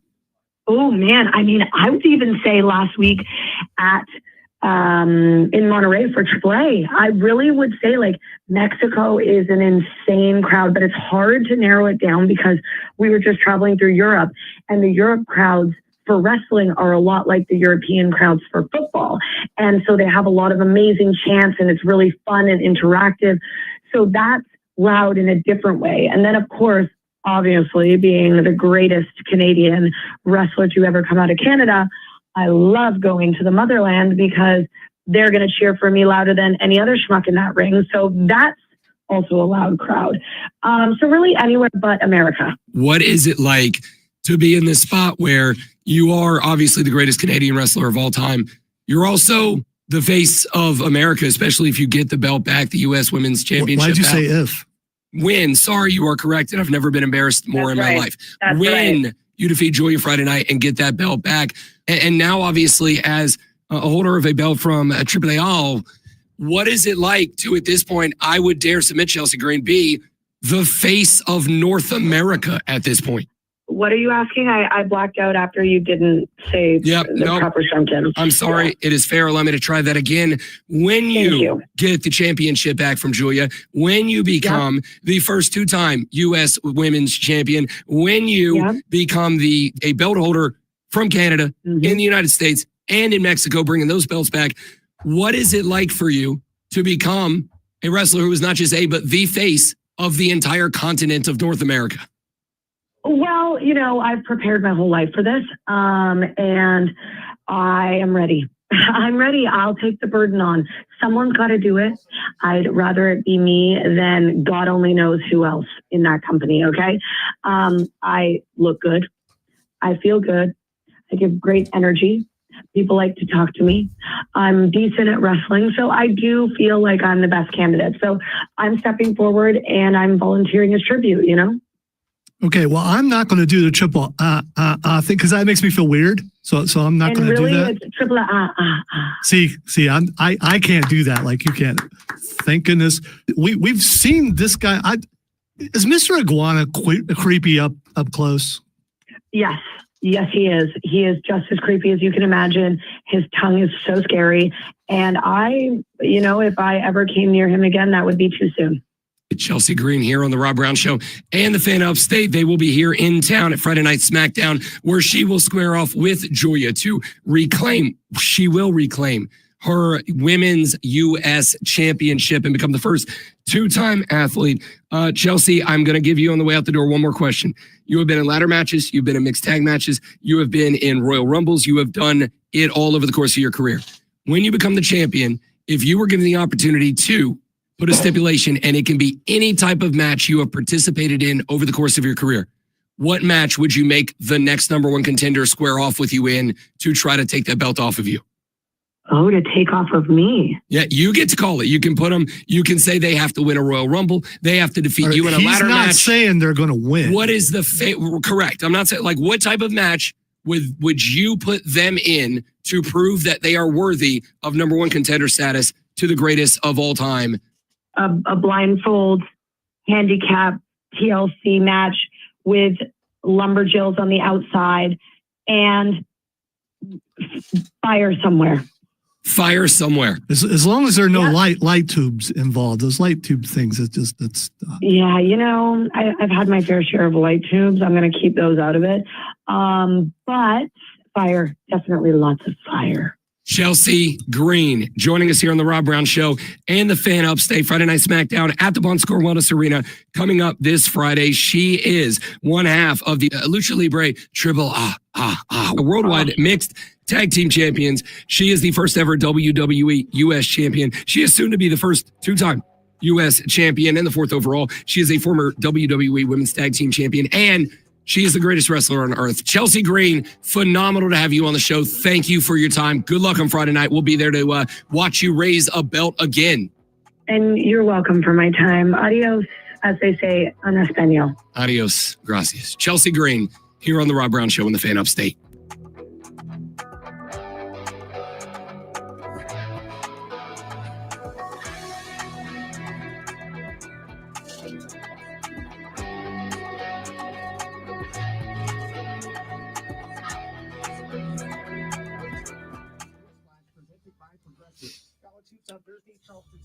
Hope you guys enjoyed the interview. You got to take it down because you got to get Lulu.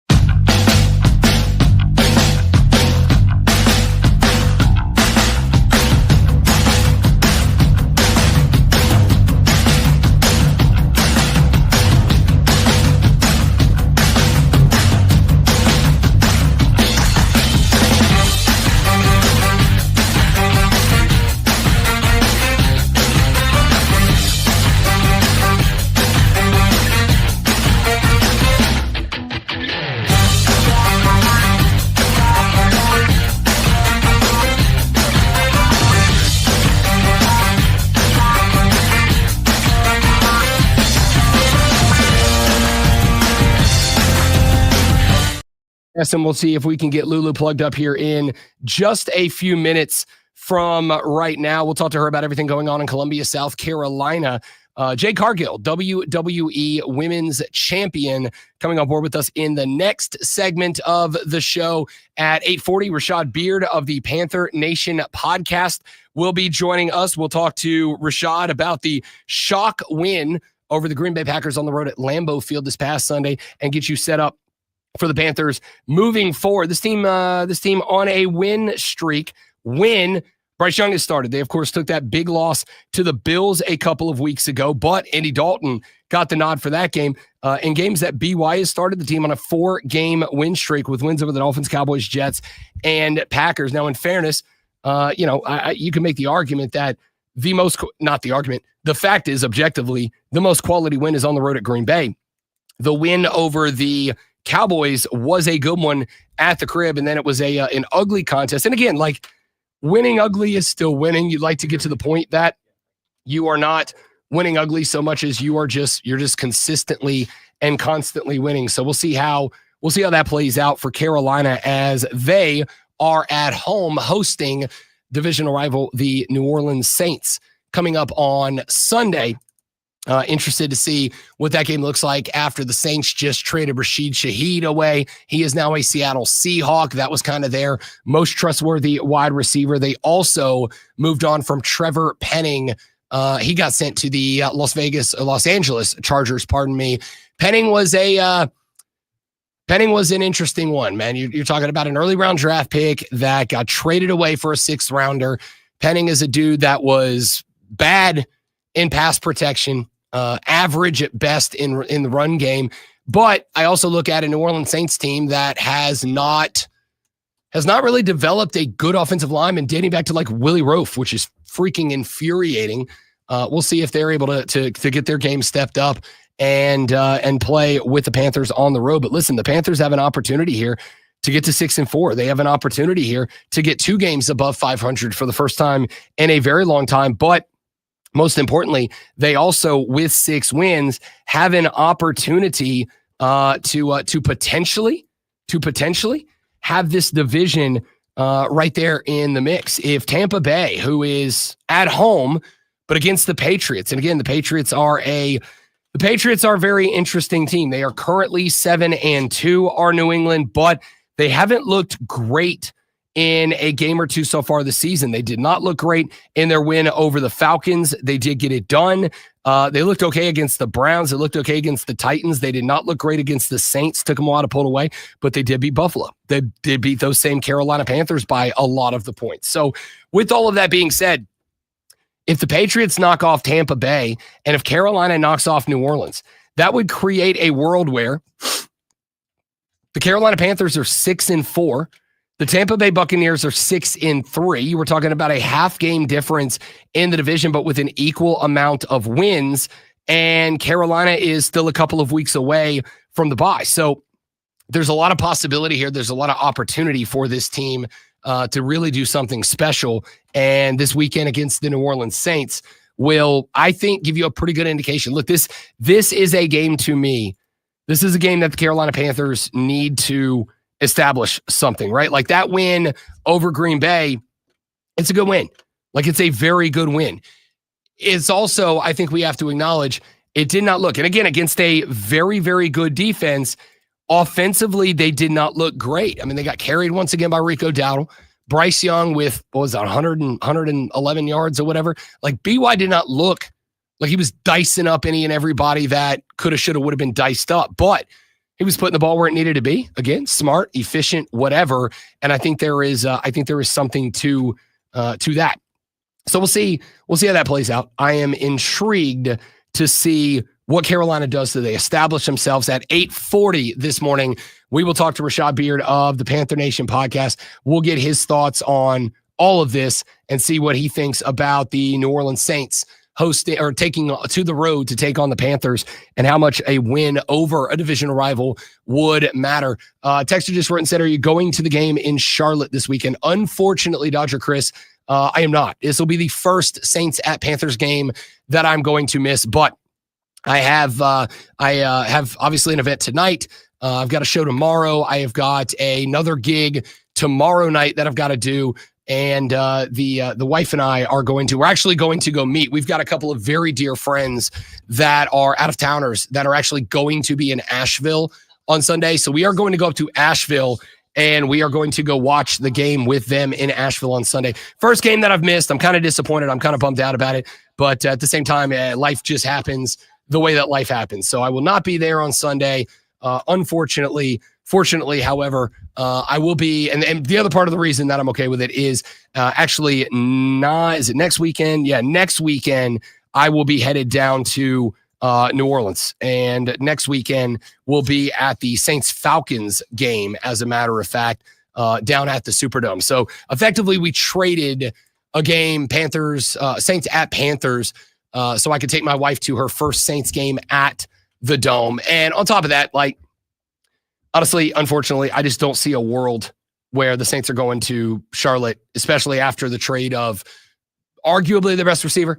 I mean, on paper, Chris Olave is the best wide receiver. Unfortunately, I think Chris Olave has largely checked out. I think Chris Olave has checked out this season, which is it's not understandable. You want a competitor, and it does concern me a little bit for the long run. But at the same time, like, the passing offense has been garbage. He hasn't helped it, but it's not been good. So, like, I don't like it. I don't appreciate it, but I get it. And we'll see what, if anything, changes about the Saints, as, again, they are on the road at Charlotte, at Carolina this weekend. But I will be back in New Orleans for the Saints-Falcons game. And let's keep it a buck if we can and if we shall. If the Saints are going to win a divisional game, it's going to be at home against Atlanta. It's not going to be on the road at Carolina. So we'll talk more about that perhaps when we get closer to that game. Then we got a stacked, locked and loaded college football slate we've got to get into. So when we come back here in about 10 minutes, current reigning WWE Women's Champion JADE CARGILL is going to be in studio with us. We will talk to JADE about her defeat of Tiffany Stratton on Saturday Night Main Event this past weekend. We will talk to her about her time as a two-time WWE Women's Tag Team Champion. We will talk to her. She is also, by the way, the reigning Queen of the Ring. And we've got to talk about that. We'll also get some thoughts. And listen, I'm not saying that Lonzo and I have the opportunity to be influencers here. What I am saying is both of us mutually agreed that if we're bringing the X-Men back into the WWE or back into the Marvel Cinematic Universe, there is only one woman on planet Earth that can and should and has to play Storm, and it's JADE CARGILL. So we might even get her thoughts. We'll see if we can get her to go ahead and on the show commit to playing Storm in the MCU moving forward, as we know that there is some role for the X-Men moving forward. I'm excited about that. Looking forward to JADE CARGILL in the next segment. And 30 minutes-ish after that, Rashad Beard, Penn Nation podcast at 8:40. The fellas from the Movin the Chains podcast at 9 a.m. as we are headed into week 1 of the high school football playoffs. We'll talk to the fellas from, I got to slow down. I'm excited. Can you tell I'm getting excited? Yeah, I'm getting pumped up. I get that you're getting nervous and it's not, I can say honestly, like, it's not nervous. It's excitement. Right. But I still trip all over myself. Doesn't excitement kind of come from your nerves though? Yeah, I mean, I guess it could to some degree. You don't want to overly excite because then you're going to project too much. And if you project too much, your voice is gone, dude. And we still got 2 hours left, including a bunch of wonderful interviews coming up. Let's do this. Let's run to a break a couple of minutes early because I got to go get Jade. She's in the parking lot. Go let her upstairs. JADE CARGILL in the next segment of the show. Right after that, Rashad Beard at 8:40. Moving the Chains at 9 o'clock. Denton Day at 9:20. All of that coming up right now. Alonzo with a sports flash. Yay. Well, hello there. All right, the Denver Broncos defeated the Las Vegas Raiders last night in an absolute score fest. It was amazing how many points were scored. 10-7. The Broncos are now 8-2 on the season. Bo Nix went 16-28 with 1 touchdown and 2 picks, and the Broncos had only 84 rushing yards. However, they held Geno Smith to 16-26 for 143 yards, no touchdowns, and 1 pick. The Atlanta Braves have picked up the option on starting pitcher Chris Sale, paying him $18 million to remain on the roster in 2026. Sale, who won the 2024 NL Cy Young Award, went 7-5 with a 2.58 ERA and 165 strikeouts across 125.2 innings this past season. And former NBA player and assistant coach Damon Jones pleaded not guilty to charges that he provided sports bettors with non-public information about injuries to LeBron James and Anthony Davis. Next round of hearings, November 24th.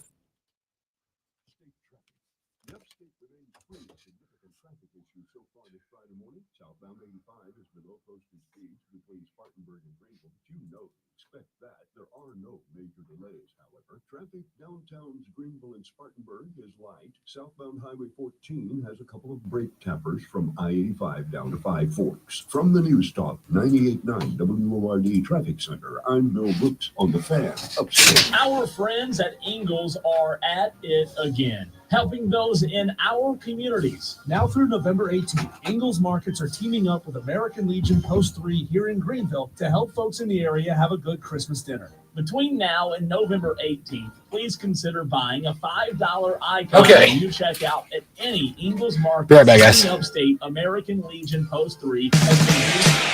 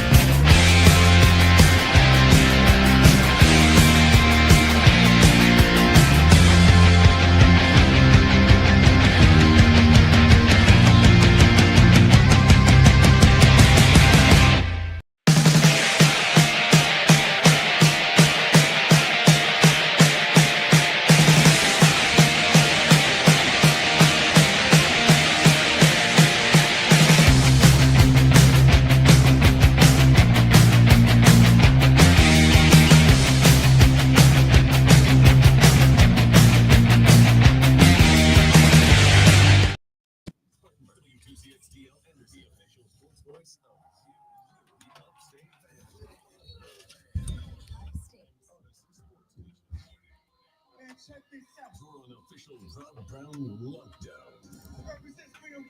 Yeah. Manufactured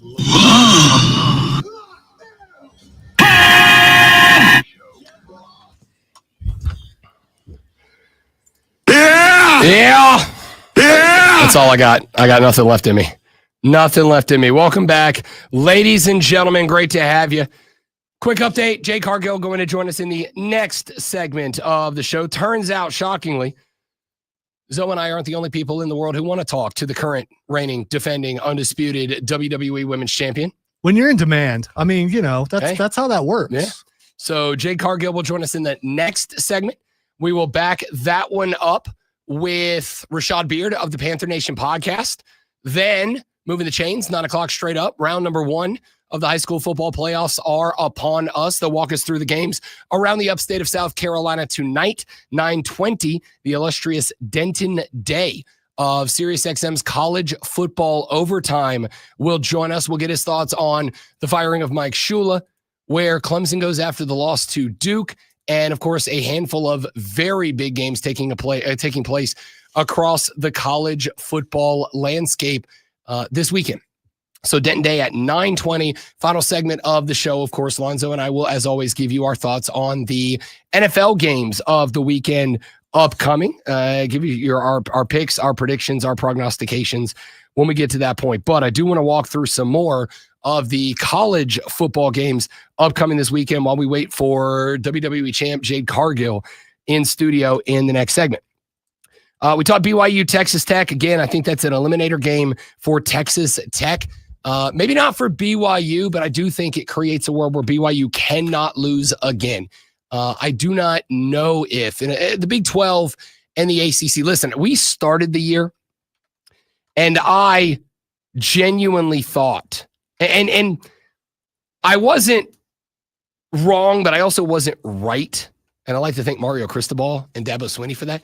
I really thought the ACC was going to be a very good conference this year. And I'm not saying that they're not. Look, Virginia is 8-1, Georgia Tech's 8-1, Pitt 7-2, Louisville 7-1. And it's a pretty steep dive down to 6-3 SMU, 5-3 Duke, 6-2 Miami, 3-6 Virginia Tech, whatever. I really thought that the top, but that was also somewhat reliant on there's no way that Florida State is going to be a 4 or 5 win football team again this year. There is no way that, again, Miami may not be done losing. I think the schedule is pretty easy the rest of the ride for them, but at 6-2, like they're not what a lot of people thought they were going to be. Georgia Tech's what I thought they would be. I thought Virginia would be like above middle of the pack, but not great. I didn't think 8-1, 5-0 in conference for Tony Elliott's squad. But of course, Clemson took a dive. SMU took a dive. Duke lost the game against Tulane. Outside of that, like it's not an unfortunate set of L's for Duke, but it's not what you want them to be. The ACC is not what I hoped that it would be.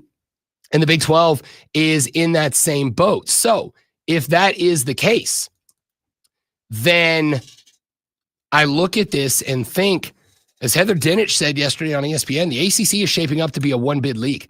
Like it may just be their conference champ. Now, I will say, if the two schools in conference that are at the top of the list right now in Virginia and Georgia Tech both win out, and they are both 11-1, and the loser of that game is 11-2 with a conference championship appearance, and the winner is 12-1 with a conference championship win, I think that there is a chance that you could get 2 in. Maybe the last one is like the 11 seed ahead of the Group of 5 champ that checks in at number 12. But like I said, I also think that there's a chance that the Big 12 and the ACC could both be one-bid leads at this point. You were looking at a Big 12 that includes BYU and Texas Tech both inside of the rankings, but you don't find another Big 12 team until 7-2 Utah, and I don't think Utah's got the gas behind them. Like this is one of the problems that you have specifically, I think, in the ACC. One of the big problems that you have in this spot is going to be that the rest of the conference, by not living up to what we wanted it to be, the rest of the conference makes everybody's conference resume and therefore overall resume look weak by comparison.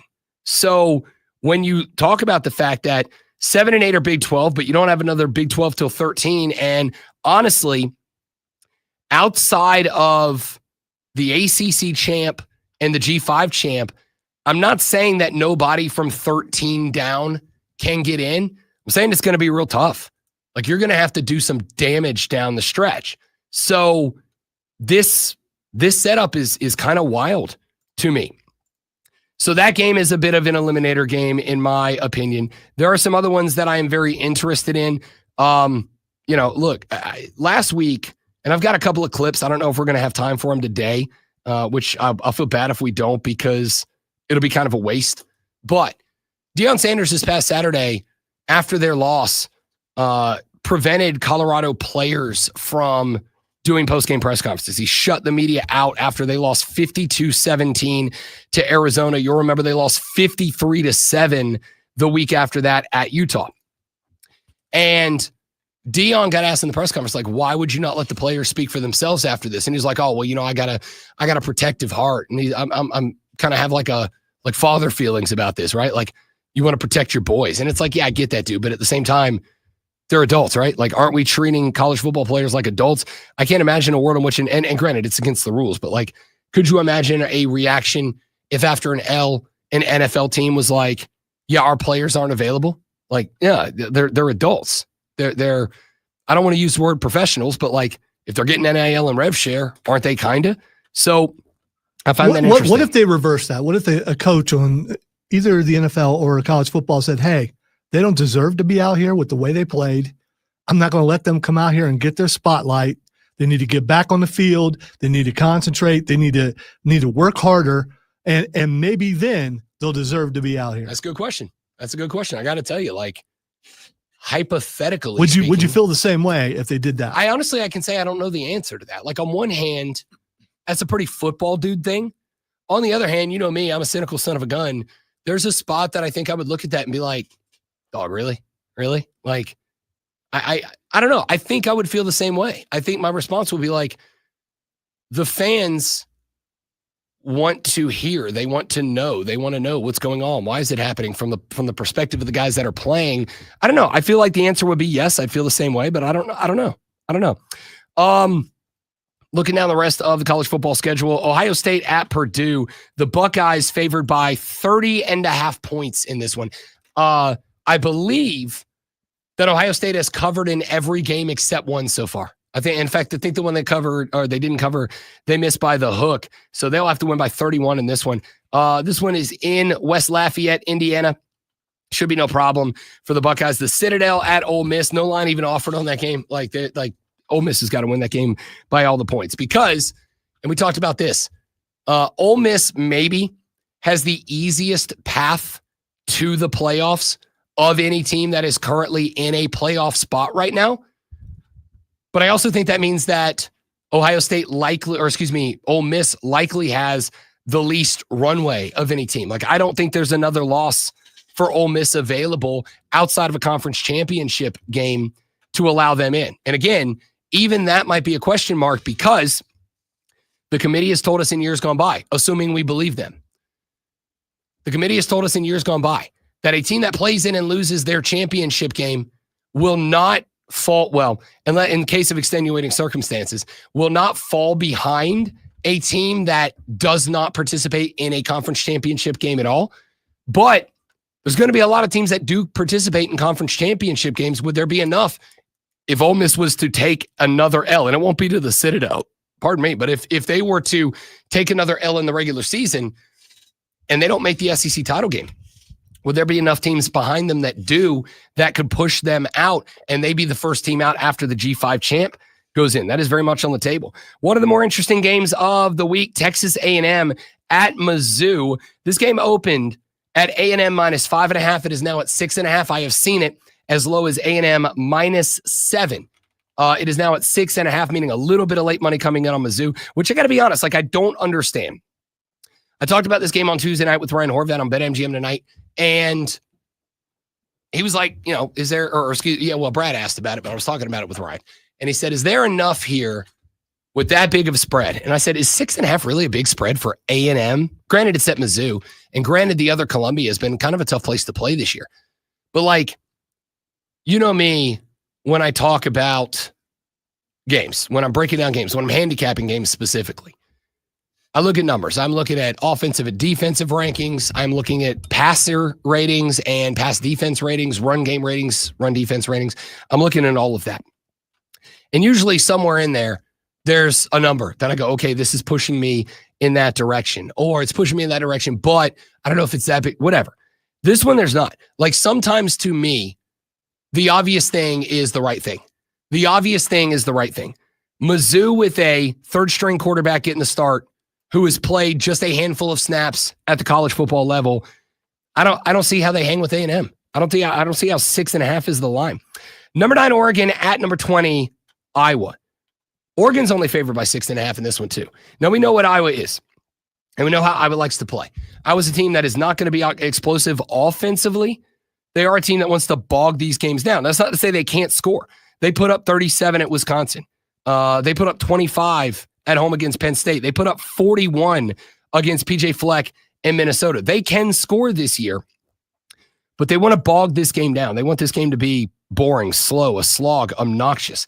I think Oregon's going to win this game because this is a crucial closing set of games for the Ducks. The Ducks right now are outside of the Big Ten championship slot and looking in. The Ducks right now will have to make something happen. At number 20, Iowa, that's going to be a very important game. After that, Minnesota, they wrap with 2 ranked games against USC and Washington. We'll see if those 2 teams are ranked still when we get there. But I got to think this is a game that Dan Lanning takes the leash off the fellas, right? Like, I got to think this is the game where the playbook opens up. They go in the bag and they go, let's get these things dusted off and ready to go, because there are no more losses available for the Ducks either. They are still in a spot where, again, if Ohio State loses to Michigan at the end of the year, the Ducks could theoretically still fight their way into the Big Ten title game, but they're going to have a lot go their way. And if they can't, if they want into the playoffs, because remember the AP poll versus the college football playoff poll, the AP poll has Oregon at 6, but the college football playoff poll has them all the way down at 9. When you remove Texas and Oklahoma to put in the ACC champ and the G5 champ, who are both outside of the top 12, Oregon is now only 2 spots ahead of teams that will start to get bumped for, especially if the ACC champ doesn't fight their way in, inside of the 2 teams that will have to get bumped to make room for them. This needs to be a style point game for Oregon on the road at Indiana. Syracuse is at Miami. Miami ought to win this game outright and easier. Miami's favored by 28.5. They will win this game, I think. Here's what I'll say about Cuse. I think that this is another type of game that a Syracuse team is going to look at and be like, we need to make something happen here. Fran Brown has got this team pushing in an interesting direction. Now, keep in mind, as we have mentioned, Steve Angeli, who was the quarterback that was under center when they beat Clemson, is out, obviously, for the year, meaning that they are working with a backup, relatively unknown quarterback in this spot. Syracuse has lost 5 in a row, including a loss to North Carolina, which is not ideal. But is this a game they get up for and challenge Miami through the air? Carson Beck right now, Carson Beck has probably seen his draft stock slip in the past 4 weeks more than anybody except Lenore Sellers at this point. And if Lenore's new OC gets him right, maybe Carson Beck stays below him. We'll find out. That game's intriguing, not in I think Miami loses, but more who the hell are they and what the hell are they? And I think that's where the discussion begins and ends. Auburn at number 16, Vanderbilt, the Doors favored by 6.5 in this one. This is another one. Is there an interim coach bump here for the Auburn Tigers? They are 4-5. Vandy favored in this game by the touchdown and a half. They are 7-2, 3-2 in the conference. Vandy is not out of the playoffs at this point. Vanderbilt is a team that has got some quality wins behind them. They've got the South Carolina win, probably not quality in terms of opponent, but quality in that they came into Willie B and they hung 31 on the Gamecocks. They've got to win over 10 LSU. They've got to win over 15 Mizzou. Again, backup quarterback for Mizzou. I think that's the thing that I point out with Vandy is they've got more ranked wins than everybody in the Big Ten, but I can also find a caveat for those ranked wins that you go, it's not really as impressive as it looks, right? It's not impressive the win over LSU. It's not impressive the win over Mizzou. The South Carolina win was a ranked win. It's not impressive in hindsight. So Vandy is another team that they're going to have to go dunk on Auburn this weekend. But the question mark is, if the narrative is true about Auburn, that locker room was lost because Hugh Freeze just ain't that guy, and the team rebelled against him. If that report is true, is there an interim coach bounce back for the Auburn Tigers on the road at Vandy? I'll take the doors, but I don't know. Number 23, Washington at Wisconsin. Cougs favored by 10.5. You got it's not really a vote of confidence that Luke Fickell got, right? It's not really a vote of confidence. They gave him I don't know, kind of. They kind of said, "Hey man, it's not your fault, it's our fault, but we're going to fix it." Yeah. Right? Or is it there's 14 teams looking for a new head coach and we ain't going to be one of the ones that get the top dogs? What we'll see is if they actually give him the assets they say that they haven't. And if suddenly they do and he starts winning, well, then there you go. Yeah, that's fair. You know what else we got to get to? And I got to find time for this. Maybe this is the last segment. There is a report right now that is picking up steam that Urban Meyer had an interview with Penn State, and Penn State said thanks, but no thanks. Yeah, I've heard all about that. When you were gone yesterday, the person who broke that was actually on that show. Yeah. And talking about it, and there's a dispute back and forth about whether it's true or not. And I know that Urban Meyer seems to have put forth this trustworthy I can't even say it. Thank you. He's been known to be the most trustworthy person in all of football and maybe the world. Yeah. That's it. And in my mind, I see that blonde dancing. I don't know. I don't know why. Apparently, Urban had an interview with Penn State, got called back for a second interview, but bombed it, which is, I'm sure they were like, hey, can we trust you around our co-eds? And Urban was like, can we talk about Tim Tebow? Can we talk about Tim Tebow? Yeah, I don't think that's how it went. I think it had to do with money or something, and NIL and we'll see, doing things a certain way. Cal is at Louisville on Saturday. This game is another one for the Louisville Cardinal. That's massively important, minus 18.5 at home. Louisville's not out of the mix for a playoff spot and an ACC title game slide, to be honest with you, but they'll have to get it right, get tight. Florida State, Clemson at 7 p.m. The Tigers at home, favored by just 1.5 over the Noles. We're going to talk about that one. LSU, Alabama at 7:30. That's another game preseason. It's like that might be a game of the year candidate.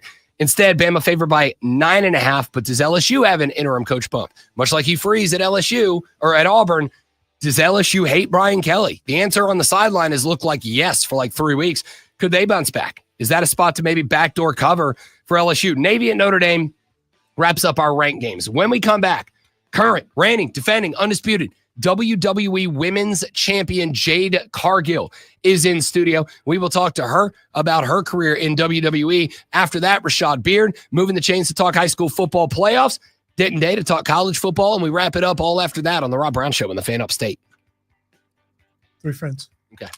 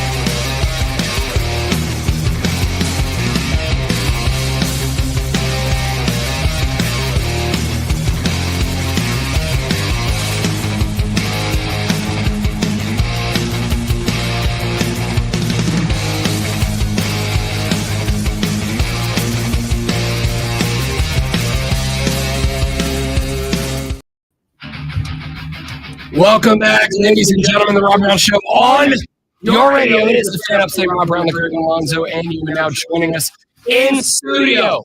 Could not be more excited about it. Joining us in studio is your reigning. I've never gotten to say this before, but your reigning queen of the ring and your current defending and undisputed WWE Women's Champion, the iconic JADE CARGILL in studio. Good morning, ma'am. How are you? I am doing fantastic. I mean, you probably need to be an announcer. That was really good. Look, you give me a job, I will show up tonight. I will be yours personally if I can get a gig. Well, I think you need to call WWE and get that done ASAP. That was phenomenal and new. WWE Women's Champion. Let's go. I love it. A former two-time Women's Tag Team Champion as well. And ladies and gentlemen, been hanging on to the strap for less than a week. So frustrating, but I don't know if you noticed, somebody else's plates are still on it. Yeah. It's been neglected for a while, but we're going to take care of that. She's found a new home and she loves it. I love it. Yeah, you might just keep your hands. Oh, well, the way it's positioned on the screen, you can't see that anyway. That's right. I talked to you about this before we came on the show. We have a screwdriver. We can get a screwdriver down the hall. You can just let them do their job in production. Okay, all right. I respect that. We have had a number of current champs come through. Gunther came through when he was champ. Damian Priest has been here when he was a champion. And all the fellas predominantly, like, they carry their title in a backpack. You rolled up into this son of a gun with that bad boy on the shoulder just to show it off. Talk to me a little bit about what it's like to go day to day as the WWE Women's Champion. Oh man, I mean, I'm just starting, right? But listen, I have always had champ written all across my forehead, my body, my everything. That's what I am. That's what I do. It feels astonishing, you know. I'm here to raise the stakes. I'm here to elevate this title. That's what I plan to do. That's what I'm going to do. And I don't want to carry my baby in the back. I don't want her suffocating. This is my child. This is legacy. This is going to do nothing but elevate the women's division in the women's locker room. I'm not hiding her. Why would I do that? I love it. Yeah, you absolutely should not. Speaking of not hiding, I want to say my favorite entrance in all of WWE is your entrance. How much input did you get in making that come to be? I would say probably 40%. Hunter is very creative when it comes to our entrances. He is very hands-on. He wants the best for us. He understands the whole production of things and what they can do and what they cannot in certain arenas. So I would say he would have the majority of his hands into my entrance. I didn't think it was going to be that awesome. I didn't want to ask, on the big Tron how astonishing it was. I was like, oh my gosh, this is great. Because at first it was like, this is kind of, it's different than what I'm normally doing. I'm used to like moving a little bit, swaying a little bit. So the fact that we wanted me to have more stature and just have more posture within that, I was proud to do it. I was excited to do it. So it is undeniable that when you are on a camera, the kids call it aura. Oof. You have it every time you come on a camera, and it is from the entrance. It is into the ring. It is the outfits, the Halloween costume, absolutely electric, by the way. Thank you. How is that just something that's like part of you? Is that something you've had to work on, develop this ability to just whenever you're on the screen, be the centerpiece? No, it's something I've embodied my whole life. I just had people around me that just breathe so much life into me. I think it's just something you're born with. And that's what separates me from a lot of people. On top of that, I think the word aura has been overused. Thank you. It's been overused these days. Everybody has aura these days. What? It needs to redefine the word aura these days because it's been overused lately. So we've had our truth on, and we ask him how he stays in the kind of shape that he's in. You're in amazing shape. How is this? Our truth told us he's been that way since high school. Is this something you had to work towards, or is this? Yeah. Ooh, I would say it's genetics in play, but also I work my butt off. I'm in the gym 5 days a week. I'm in there 2 hours, Monday, Wednesday, Friday, I do the lower half, Tuesday, Thursday, upper half. I do cardio 4 days, and that's not even counting what we do in the ring. I eat fairly well, but understand, like, if I eat that cookie, I make sure I get up the next morning and I'm working it off. So, I take it seriously, guys. So what you're telling me is right now the only difference between me and JADE CARGILL is that I don't do anything after I eat the cookie. Yeah, that sounds about right. Okay. That sounds about right. She just ate forever. Something. My metabolism is going to continue to slow down, guys. And cookies taste good. And she said she said a cookie. Okay. Not a bag of cookies, not like a whole. Yeah. No. Jade Cargill, you drove here, you said this morning from Atlanta because that's home. Lonzo and I, Lonzo's from the OHIO initially. I've grown up in the Southeast. I consider the Southeast the wrestling capital of the world. Like there's great wrestlers from everywhere. There's great shows everywhere. Europe's doing an incredible job in embracing and celebrating. But to me, the Southeast is the cradle. It's where it's got to start. It's where it's grown into what it's grown into. What is it like for you to be centered in Atlanta, but to see Greenville, South Carolina selling out the Bunscore Wellness Arena and all these great Southeastern venues that have so much history behind them, to be able to step in as the new women's champion, add your name and your face to all history in the Southeast over the years? It means everything, you know, and being that I'm actually a Florida native. So being that I'm from Florida, just like having my name in history books and make the world to me, I want to do nothing but enrich the community and to add to all of that, you know, the Rose family, everybody like that. I want to do nothing but enrich the youth. It means the world to me, to be honest. As a little kid, the only way that my grandpa was much older than me. The one way that we really connected was with wrestling. I would go over. He was bedridden, but I'd go over every Saturday night. Every night wrestling was on, and I would sit with him and we would watch wrestling and talk wrestling. You got into wrestling a little bit later. When did the bug hit you and get you where you knew that, hey, this is something I need to do? You know, growing up, I watched wrestling like everybody else. I seen China. So I grew up, I used to actually get picked on about my stature and my size. And I seen someone like trying to go out there and have that aura and just own it. And I was like, oh my gosh, I've never seen a woman that looked like similar to me because I'm a kid, right? But the fact that she was out there, she was owning it, I just never seen a woman of that stature. And I was like, I want to do this. But again, I got away from it and I went off and played basketball. Mark Henry found me and I went to a tryout and I wasn't naturally good at something for once, but I love to take a challenge. I was like, okay, this is great. This is something I'm not naturally good at. I'm going to keep it going because I love to take a challenge and that's what I've been doing. So I want to talk about a lot of that. Mark Henry, let's start there. Is a friend of this show. We've had him on many times. Hung out with him at SEC Media Days down in Atlanta, as a matter of fact. Love that guy. He has always been just incredible. He discovered you. He got you started. Talk to me about that relationship with the world's strongest man and how he helped turn you into the modern WWE Women's Champion. He is my wrestling father. If anything goes wrong, he will call me out.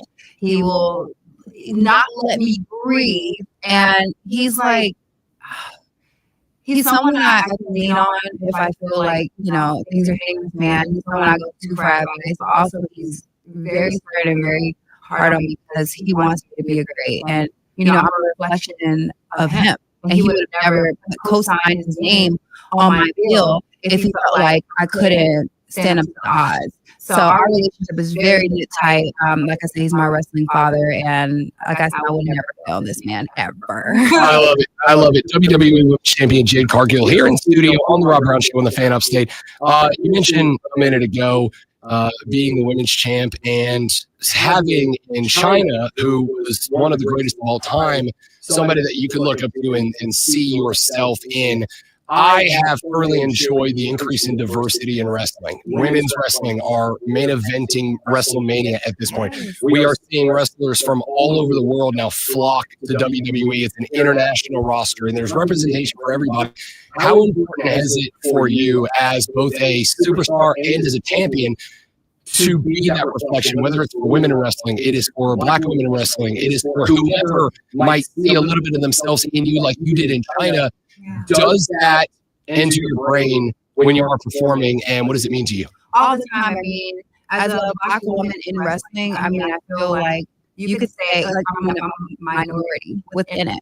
And the fact that Naomi and I had a non-title match at WrestleMania, I think that was the first with no stipulation or anything. I think that was the first, and that was a great accomplishment that I put in my books, and I was really happy that we both put into our books, and we were very happy with that. At that, you know, have the big three out there and represent all, not just little Black girls, but brown, Black, white, just go out there and be a girl, to go out there and show out and to embrace women's wrestling and then to be a part of the second women's evolution in Atlanta, Georgia this past year was huge for me. And, you know, we didn't have drawn out storylines for that show, but we went out there, we all collectively looked at each other and said, hey, we're going to go out there, we're going to make some names, we're going to kick some butt, and we're going to prove everybody wrong. Because everyone thought that show was going to be kind of like a sideshow. Like it's a sideshow. There's no storylines built up. But we, all as women, we got together and we did the best we could. And I believe that's one of the biggest or the best PLEs that we've had that year, or this year. All right, speaking of girls, I've noticed, and I don't know if Rob has noticed this, I don't know if anyone in this room has noticed this, there was kind of an attitude change last week in the ring. It was a little subtle. Do you talk to your daughter ahead of time to let her know about, you know, when this sort of thing is going to happen? No, I mean, she knew she was going to be probably on camera, but that's it. I remember when I had a match with Naya, and Naya went over to my daughter and said something to her. Nothing was prompted. She did that on her own. I love seeing her raw reacting to things because she talks a lot. Like, she talks a lot. She talks a lot. She's like, I'll do this. And she actually has promos. So I'm like, okay, let's see her authentic reaction. And I was very proud when she stood up to Naya. And Naya's not a small woman, you know, like she's a tall woman and she has big stature. And the fact that my daughter was able to stand up to her and defend me, I was so proud of that particular moment that she was able to say, no, my mom doesn't. I was like, yes, this is great. This is great. I love this for her. But no, she's not prompted for anything. I let her be her raw, authentic self. And the apple don't fall from the tree. Yeah. I love to see that. Let me ask you, outside of wrestling, and this is 1,000% me being selfish. All right. I'm really excited the X-Men are coming back to the MCU, and I know you've been throwing out a million times. Are we going to get JADE CARGILL Storm? I know she's a huge influence on you and your life. You look the part. You've got the chops. I know you can't promise me it's going to happen, but promise me it's going to happen. I need Marvel to see this. Like, please. Kevin, listen to us. Character, literally, I want you all to understand, like, I control the weather around me in the ring. I get fans to stand up. I get them to stand down. I get them to boo for me. I get them to cheer for me. I create the weather around me. That's what I do. My entire character embodies her. If you guys can see, there's no one else closer. Like, I don't have to get a sun. I don't have to get any of those things. This is what I do. I breathe it. I'm here, Marvel. I'm ready. Listen to us, Kevin. They don't have to much. They don't need all that extra stuff. What is it, GCI? Whatever. CGI. Yeah. CGI. Thank you. CGI. We don't need that. This is natural. This is it, guys. We don't need none of that. And the last I checked, they're still filming a lot of that in Atlanta. So I mean, I know. I heard they're moving to UK too. I don't know why. Well, it's too bad you're not used to traveling all over the world. Exactly. And I'm pretty sure WWE would love that. Yeah. So would we. JADE CARGILL, current WWE Women's Champion, joining us here on the show. She picked up the strap off of Tiffany Stratton last Saturday at Saturday Night Main Event. She will be in Greenville, South Carolina for Friday Night SmackDown for the first time as champ in the GVL. It is phenomenal to have you on the show. You are incredible. Cannot wait to see you tonight and where your career goes from here. Thanks for the time. No problem. You guys, like he said, check us out tonight at the Wells. Check us out at 7:30. Tickets start at $30 on Ticketmaster.com. Come check me out. Come check Cody Rose out. Come check Naya and also the tag team champ Charlotte Flair. Come check us out, guys. We're gonna put on a phenomenal show for you all. Who's next up to catch the smoke, though? Whoever wants. I mean, I'm here. I'm gracious. I get TV time. Let me give you some prime time TV. That's what I do. I get charity. Hell yeah. Charity. JADE CARGILL, WWE Women's Champion, here on the Rob Brown Show and the Fan Upstate. We are back right after this.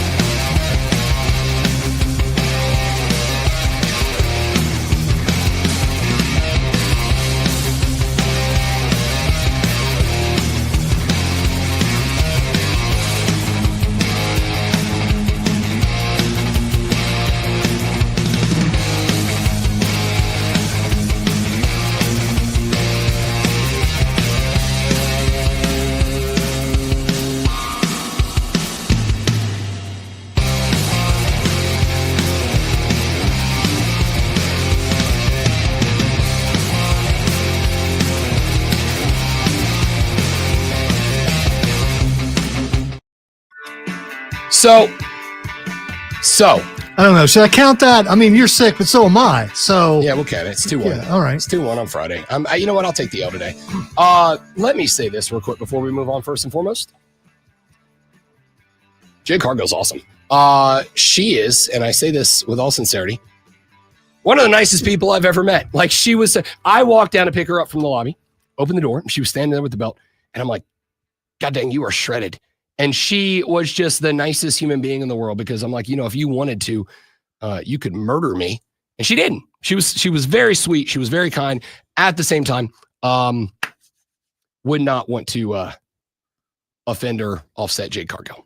She's very shredded. Yeah, a lot of fun. You know what? She has an infectious personality. She does. And what a joy to interview someone like that. It's someone that's not kind of ho-hum. Yeah. That she was fun and that was cool. That really was cool. And I'm gonna go ahead and say if she is cast as Storm as an X-Men, we take credit for it. Of course. Yeah, I don't even want the royalty. You can tell she wants it. She wants it really bad. Yeah, it's fantastic. Phenomenal interview again. I wanted to ask her about the cut, but I didn't want to get hurt. It's fair.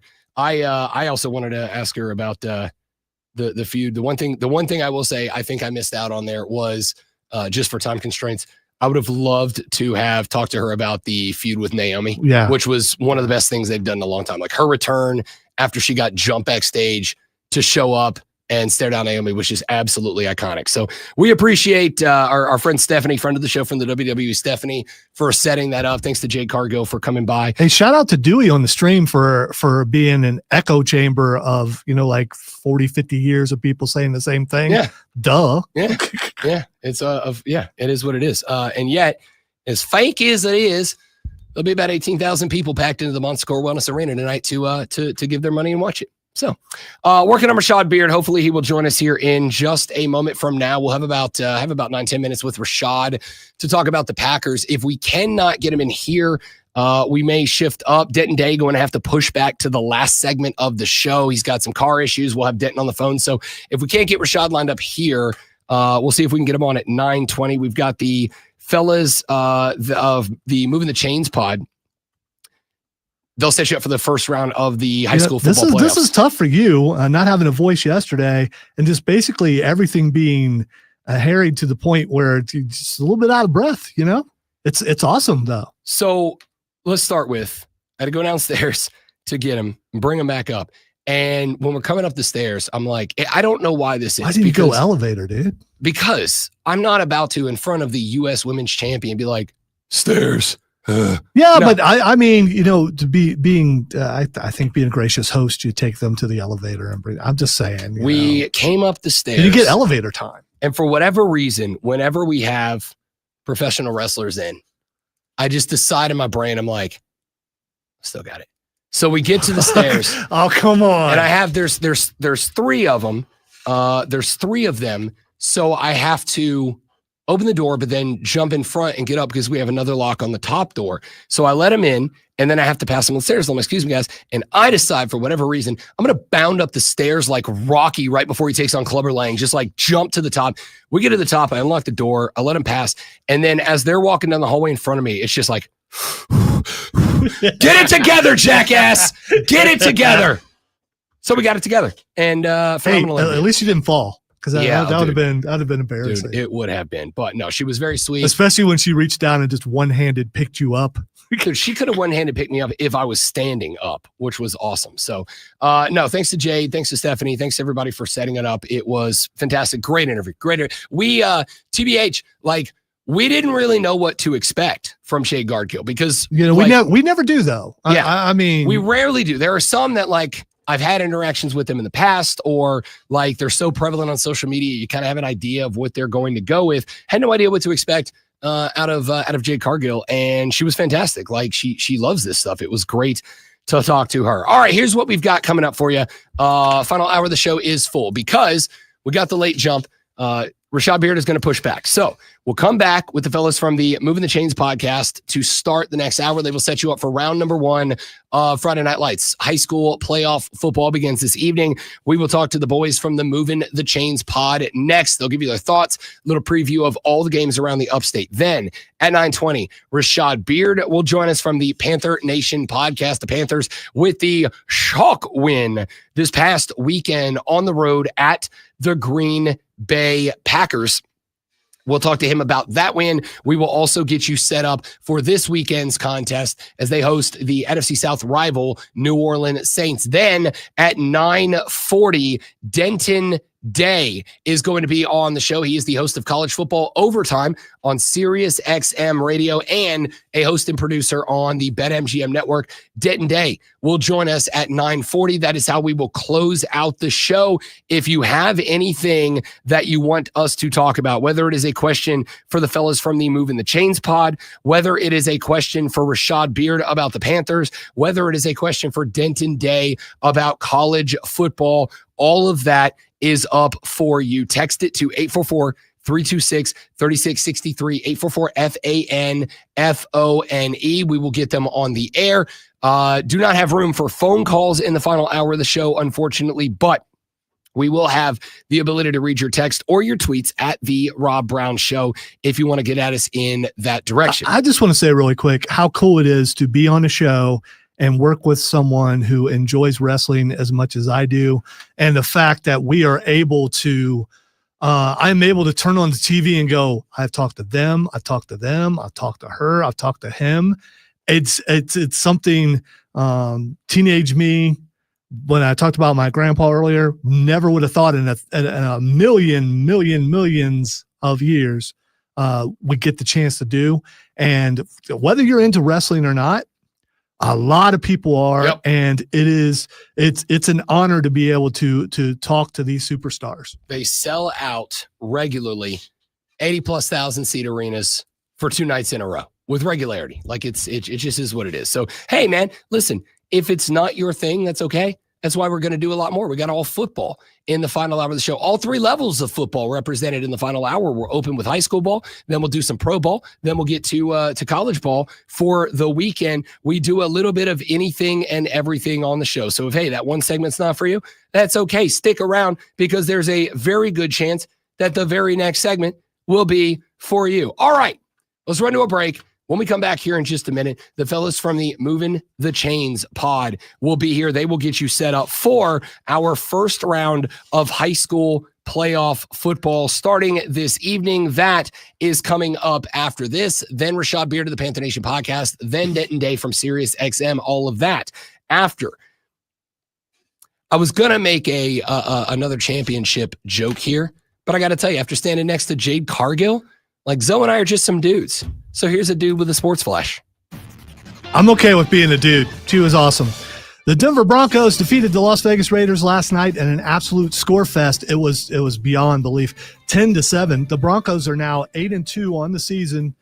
Don't believe the hype. Bo Nix went 16-28 with 1 touchdown and 2 picks, and the Broncos had only 84 rushing yards. Sounds unbelievable, doesn't it? However, they held Geno Smith to 16-26 for 143 yards, no touchdowns and 1 pick. How did he not win? I don't know. The Atlanta Braves have picked up the option on starting pitcher Chris Sale, paying him $18 million to remain on the roster in 2026. Sale, who won the 2024 NL Cy Young Award, went 7-5 with a 2.58 ERA and 165 strikeouts across 125.2 innings of this past season. And former NBA player and assistant coach Damon Jones pleaded not guilty to charges that he provided sports bettors with non-public information about injuries to LeBron James and Anthony Davis.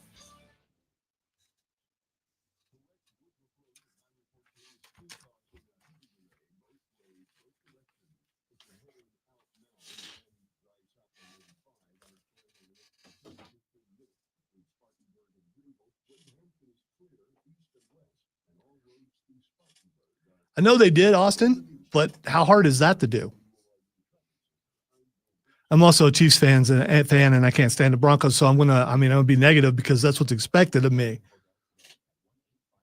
And I'm not going to say that I am unbiased because I'm not.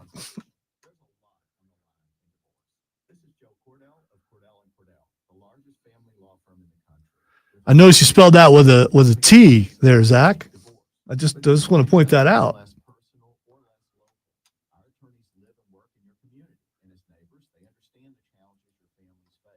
Divorce touches all areas of your life, your home, savings, retirement, and of course, kids. So when you find yourself facing divorce, you need a partner you can count on. Visit Cordell's. I'm tired. If you or anyone you care about is facing divorce, contact Cordell and Cordell today with over 100,000. You know how when you get all hyped up for something and then when, you know, it's the adrenaline comes back down and stuff. Interviews are very difficult for me because I still believe I have social anxiety disorder, undiagnosed, but I got it.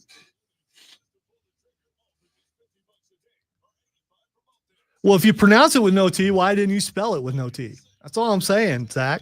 I mean, you know.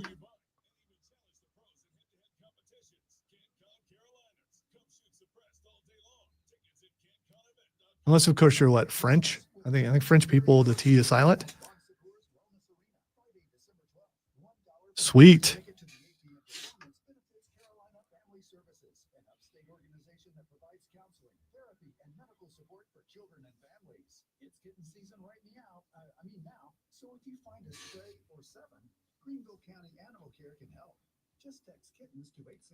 Just put like an underscore or something there.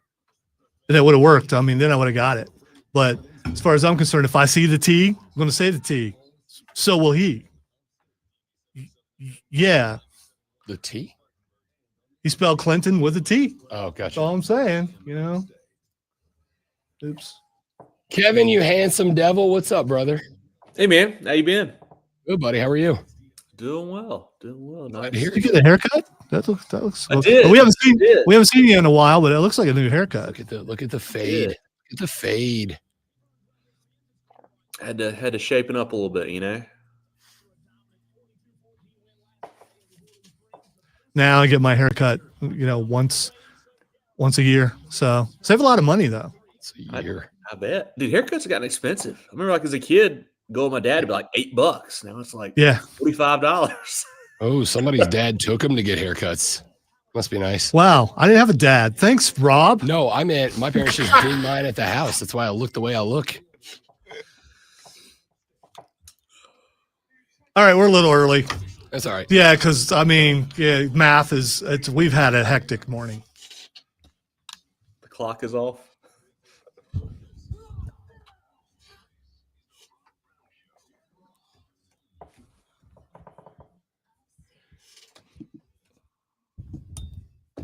No Friday song.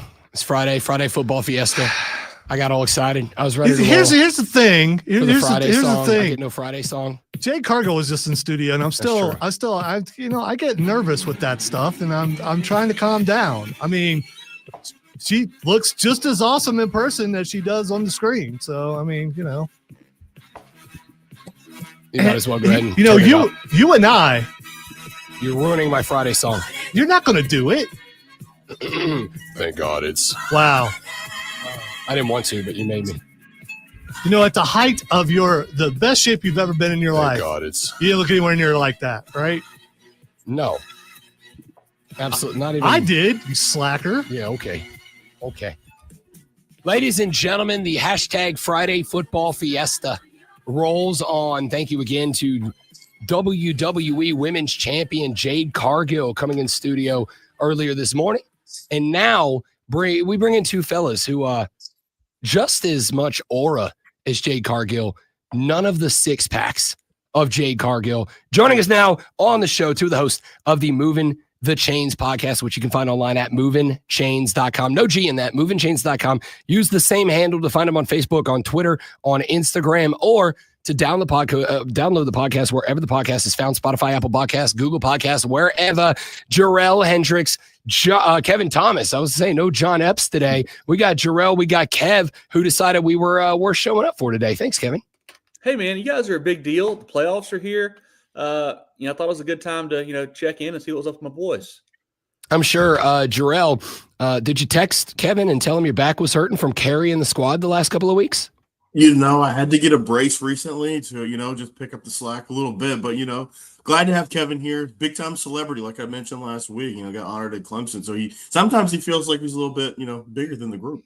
Yeah, no, I mean, listen, for most people, the name on the front of the jersey is bigger than the name on the back, but then there's Kevin. I get it. I understand it. Ladies and gentlemen, let's get into it a little bit because it is week 1 of the high school playoffs around the state of South Carolina, and a number of teams in action today, a number of teams on the bye. Fellas, I will start with this one. Tell us, for those who maybe don't know, the teams that we know the Burns Rebels are on the bye in week 1. Tell us some of the teams in the area that are in the bye on week 1 that maybe won't get addressed today, but will make their playoff debut next week. You can get that, drill, or you got it? Yeah, I'll pull it up. But yeah, of course, you're mentioning Burns. We talked about that last week during the show. I mean, it was a situation where the RPI is involved when you go into 4 and 5A. So the Rebels were able to sneak in, get that last bye week, but that's mainly the area teams that I can think of that are not playing this week. I've got it. You got Burns and Dorman in 5A Division 1. Those are the 2 on the bye. Look down at Division 2. You get Greenwood and TL Hanna. So 4 of our teams here in the upstate got the byes. The rest of the upstate one's kind of more trended towards the Rock Hill area, so maybe not really here in the Greenville-Spartanburg area. Dig it. All right, let's get into some of the teams that are not on the bye, some of the teams that will be in action tonight, fellas. We will open it up with Nation Ford at Greenville. This is a really fun game here. 2 of the better scheme coaches you have in the state. Nation Ford, first-year head coach, a name that you guys will know, Jake Bentley, former South Carolina quarterback, is the head man there for them. He's in year 1. They have a great offense, can really light it up. Kason Knupp at quarterback has been fantastic for them. Defensively, for Greenville, Scoot Watson, he's a defensive mastermind, the head coach there for the Red Raiders. They got Franklin Whitley, just committed to Florida State this week. Go Noles, Rob, as I know you're a fan of those boys. He's a great DN for the Red Raiders there. That program is really surprised this year. They don't score a ton of points, but they really play some ball control, get after you on defense with Renrick and Whitley and Christie and that crew there.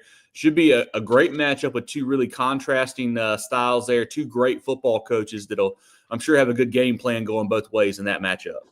Love it, love it. And oh, by the way, real quick, ladies and gentlemen, just an absolute treat is not only are Kevin and Jarrell here, but now John Epps decided 3 minutes into the interview that he would join as well. It's diva time. I'm trying to tell you, did you have to finish getting your hair and makeup done, John? I would prefer that to be the reason why, but other jobs are not as fun as this. Don't, and I'm going to ask a question on your behalf. Don't they know who the hell you are? I've been wanting to say that, but I don't know if I can get away with it. I know I can't, so I respect the guts to try it. All right, fellas, let's roll on with some of the other games coming up this weekend. Let's go to Eastside at Gaffney. Yeah, this is a game, and I'm glad John even had the mic working today, so I love that. But Eastside and Gaffney, this game was, I think it was week 6, so this is actually a region rematch here in the first round of the playoffs. Gaffney was able to kind of sneak by. This was a shootout. I think it was 35-40. The Indians were able to win this one over the reservation. They're going to run that back since they had so much fun in this one. But I think playoff Gaffney is just a little bit different. Again, they've played a little bit better down this stretch. This Indians bunch, they really struggled non-region into region play. That is why they didn't get a bye. Typically, when you think of a Gaffney program, they are one of the top seeds in 5A playoffs. But I think they're going to be able to pull away in this one. But it is a great story for this Eastside program. Dr. Wilcock over there is doing a fantastic, job with those Eagles. Lucas Tankersley obviously has led them all year. 2 very similar styles. They both want to run the football, kind of one-dimensional in this one. But again, as I've mentioned ad nauseum here, I think that the Indians, it's their time to shine here in November, and they win this game comfortably. I like it. Jarrell Hendricks here on the show, along with John Epps, Kevin Thomas from the Movin the Chains pod. Fella, let's keep rolling on. Let's go to Riverside at Hillcrest. This will be a fun one here. Riverside, a team that we thought was going to be really competitive this year. Kind of started off slow, really struggled early on in the season. They've played a little better as of late. You get a matchup of 2 really good quarterbacks. Gideon Merritt there at Riverside for the Warriors, and you get Jackson Free leading this young Hillcrest bunch, a Ram squad that has been really impressive down the stretch, beat a good Greenville team a couple weeks back, playing some really good football for Coach Swag. They're a team that I think he could get hot and, make a little run here in the playoffs. The bracket sets up pretty well for them. I think the Rams at home, Nye Allen, Caden Stevenson, Free, and crew, Kyle Jackson on defense, I think they get a win. I think they move on to round 2 in the playoffs. I like it. Let's roll on to Boiling Springs at Malden.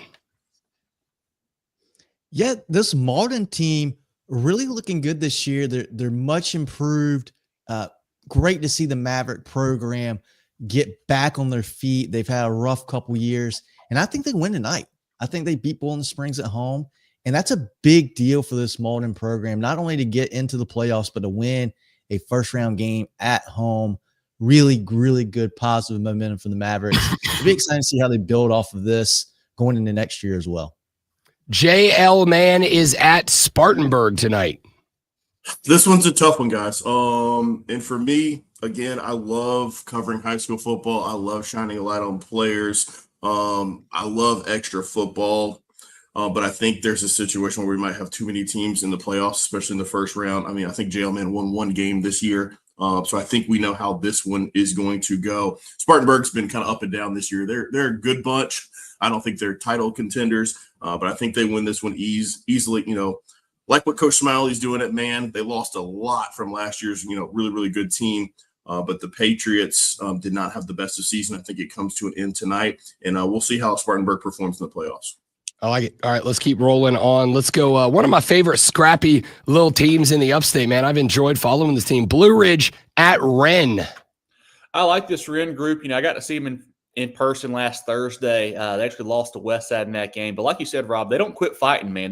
They want to run the ball. They want to get after you, and that's what Coach Freight's bunch certainly does. Blue Ridge has had a solid season this year. I think they're 6-4, so above 500. But Wren, a little too much firepower. I like Carson Bryant a lot for them. Muntu Brown got banged up. I'm not sure if he's back or not at the running back spot. If he is back, has a good chance to set the Wren single-season rushing record if he plays in this ball game. But I think Wren, even without Muntu, too powerful offensively, too explosive, and they're just eyeing a potential second-round rematch with Westside next week if they can get there. So I know the Hurricanes want to get to that game again next week, so I think they win tonight.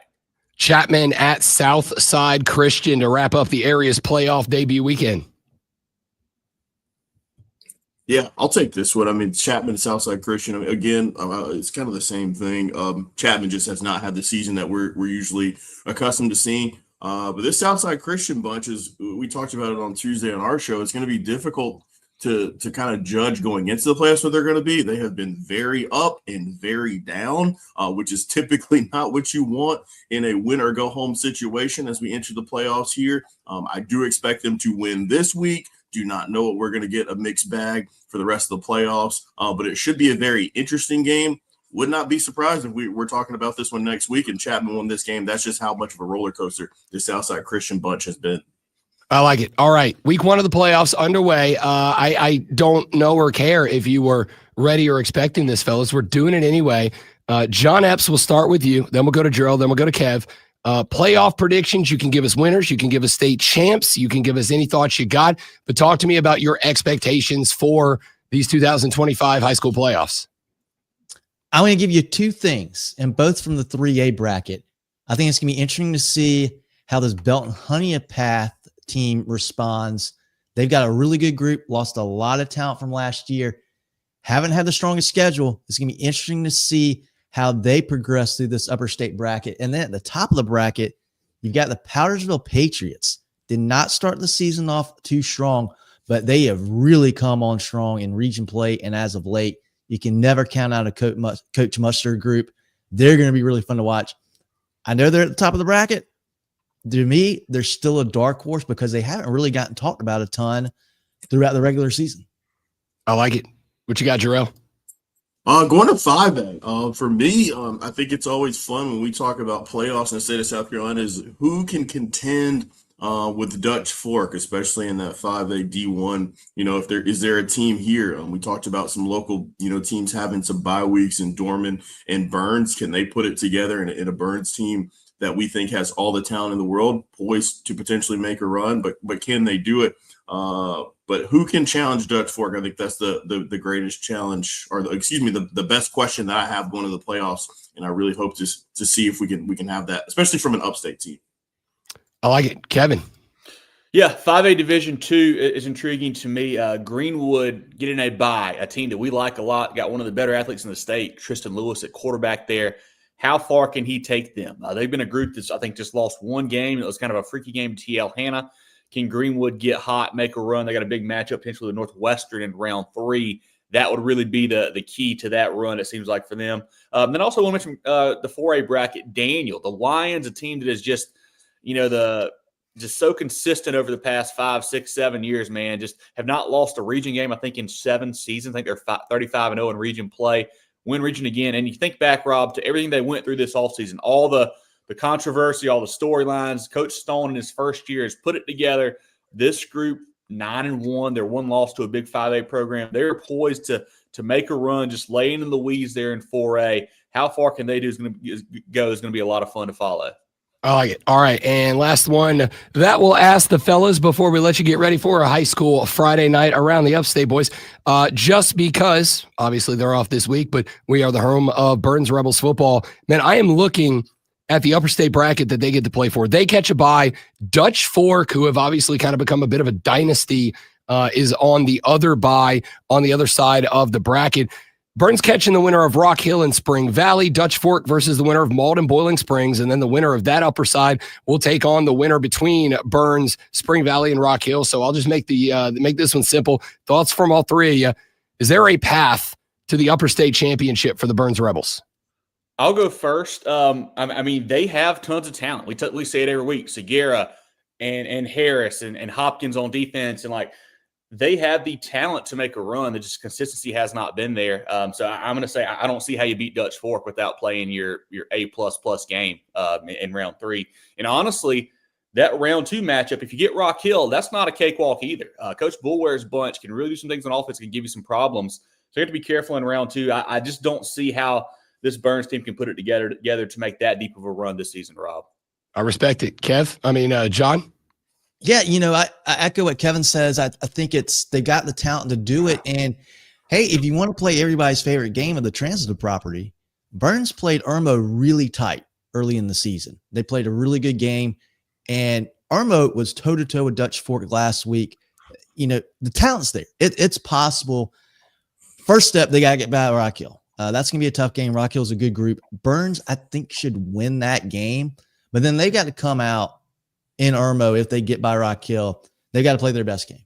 They've got to play their best game, and they got to catch a break or two. Now, that's possible. We're talking about high school football here. There's a lot of variables. There's a lot of things that are possible.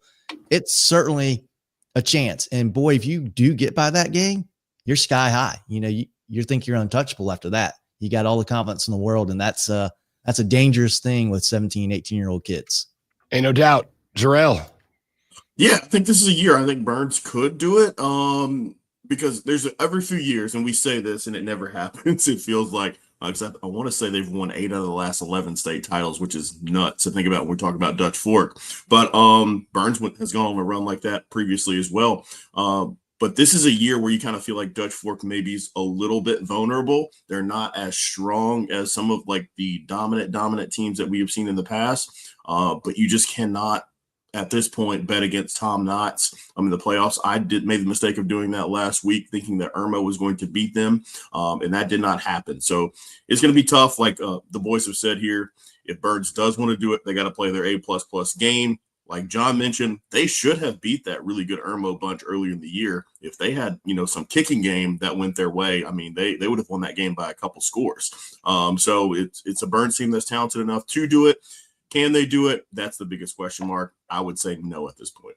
I like it. All right. I will ask you and one of you to give me 30 seconds, but we got a text that ask about, and I'm reading this because of a typo, but the fort in, I'm going to assume it's Fury, but they typed the fort in, they typed in the fort in Furries, and I've never wanted to see a high school team lose before until somebody called them the Furries.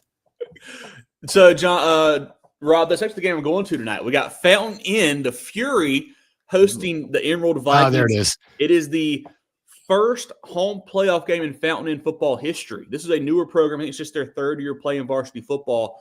So Coach Nichols has done a fantastic job there, man. Sam Holliday, one of the better quarterbacks you'll see, doesn't turn the ball over. Really an electric dual threat there for Coach Nichols' Fury bunch. Going to be a fun game. Going to be a fun atmosphere over in Fountain Inn. These teams are actually region rivals, played to a 35-31 game just a couple weeks back. So we'll see how it shakes out. But I like Fountain Inn at home. I think it's a really cool storyline of what they're getting to do this year for sure. For a senior class, and also I need you to know, I had to figure it out it's Fountain Inn, but I was so locked in on somebody calling them the furries that I just completely, my brain frazzled in that moment. Moving the Chains. You can find the pod on Spotify, Apple Podcasts, Google Podcasts, wherever podcasts are found as round one of the high school playoffs gets underway tonight. Make sure you follow the boys on Facebook, Twitter, and Instagram at Movin Chains, and check out the website, movinchains.com. Boys, appreciate it. Enjoy the playoffs. I know it's about to get absolutely electric. We'll talk to you next week for round 2, fellas. Appreciate you, Rob. Thanks, guys. Thanks, You know guys.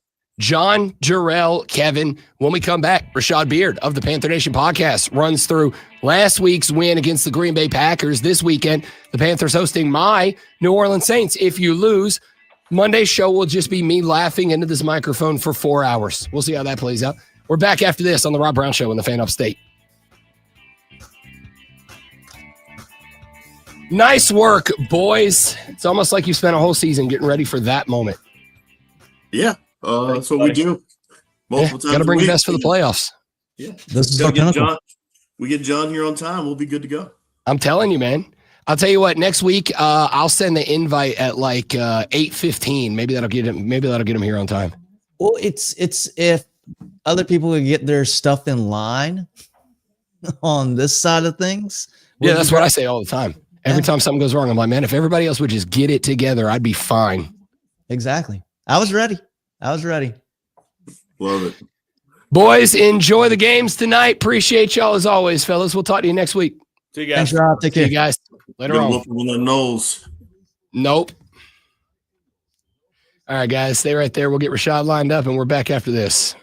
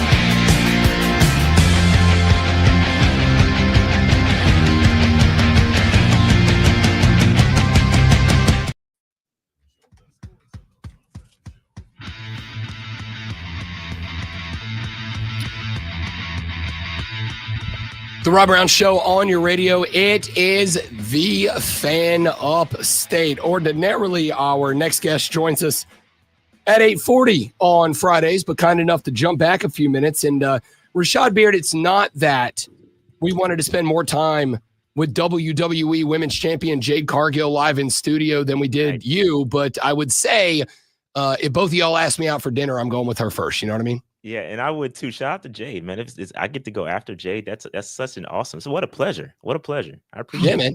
You know, nothing but A-class celebrities on this show, pal. Dude, she is not CGI'd. She is definitely she is that cut in person. That's amazing. You could see a six-pack through the shirt. It was unbelievable. Yeah, she's shout out to JADE, man. Word. I like it. Rashad Beard joining us here on the show. Let's go with this, pal.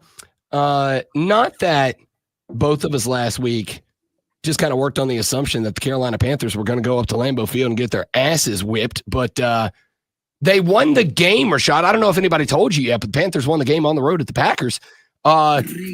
Just talk me through this one, because you go look and it's 16-13. The stats aren't particularly beautiful. Rico Dowdle had a day. BY was, statistically not great. I think he was smart with the football, but nothing electrifying. Walk me through your thoughts on that win over the Packers. I mean, what a pleasant surprise. I mean, I love that we're competitive. We mucked that game up, and that's what it's all about. That's Panther football so far this year, is making a game dirty, nasty, ugly.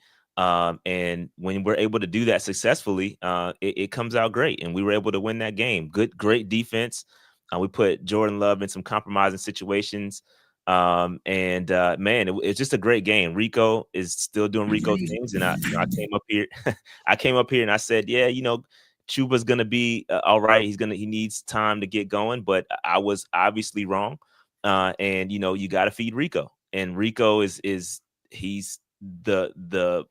the offense.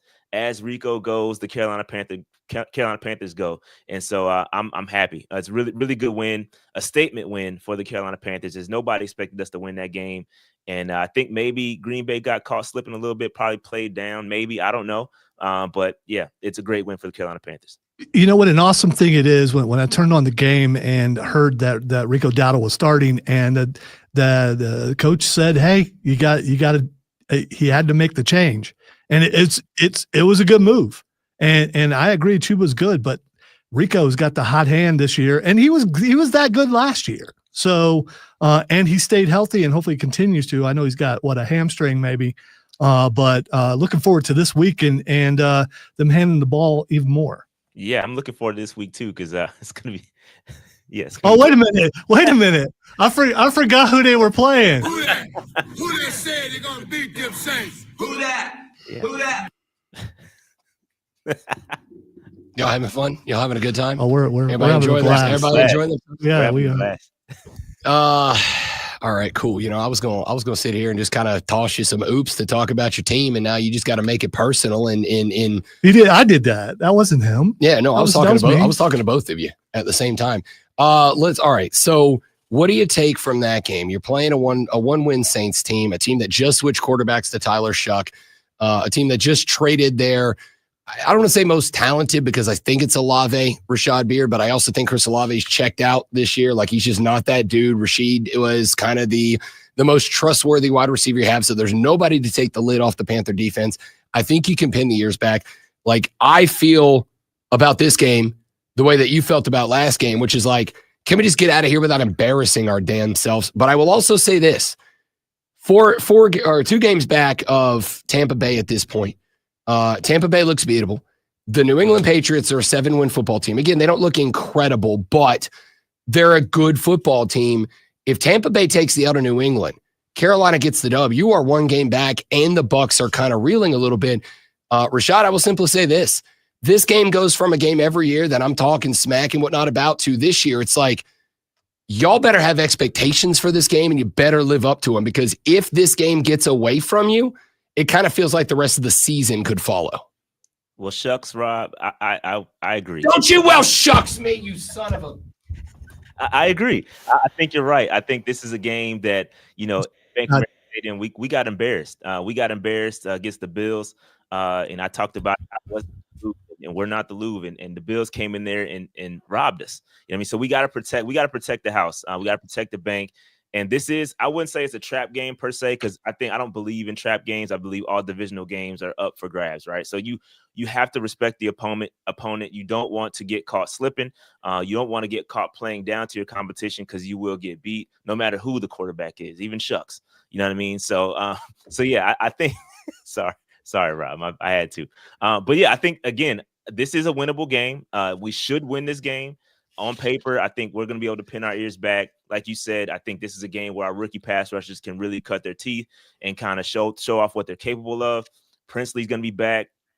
We're getting healthier, right? I know Rico had a little bit of hammy. I think he's back at practice, though. So I think we're going to be fine. We're going to be able to run the football on you all. The defense is not as good as it was in the past. Cam Jordan is getting old, and I cannot wait to run right at him. Personally, I do not like that guy. So I just can't wait. I think it's a really good game, a statement game for us to go out there and apply foot to neck and show that we are a competitive team and should be in contention for the division. This is a rivalry game. I mean, is it as intense a rivalry as Saints-Falcons, as Panthers-Falcons?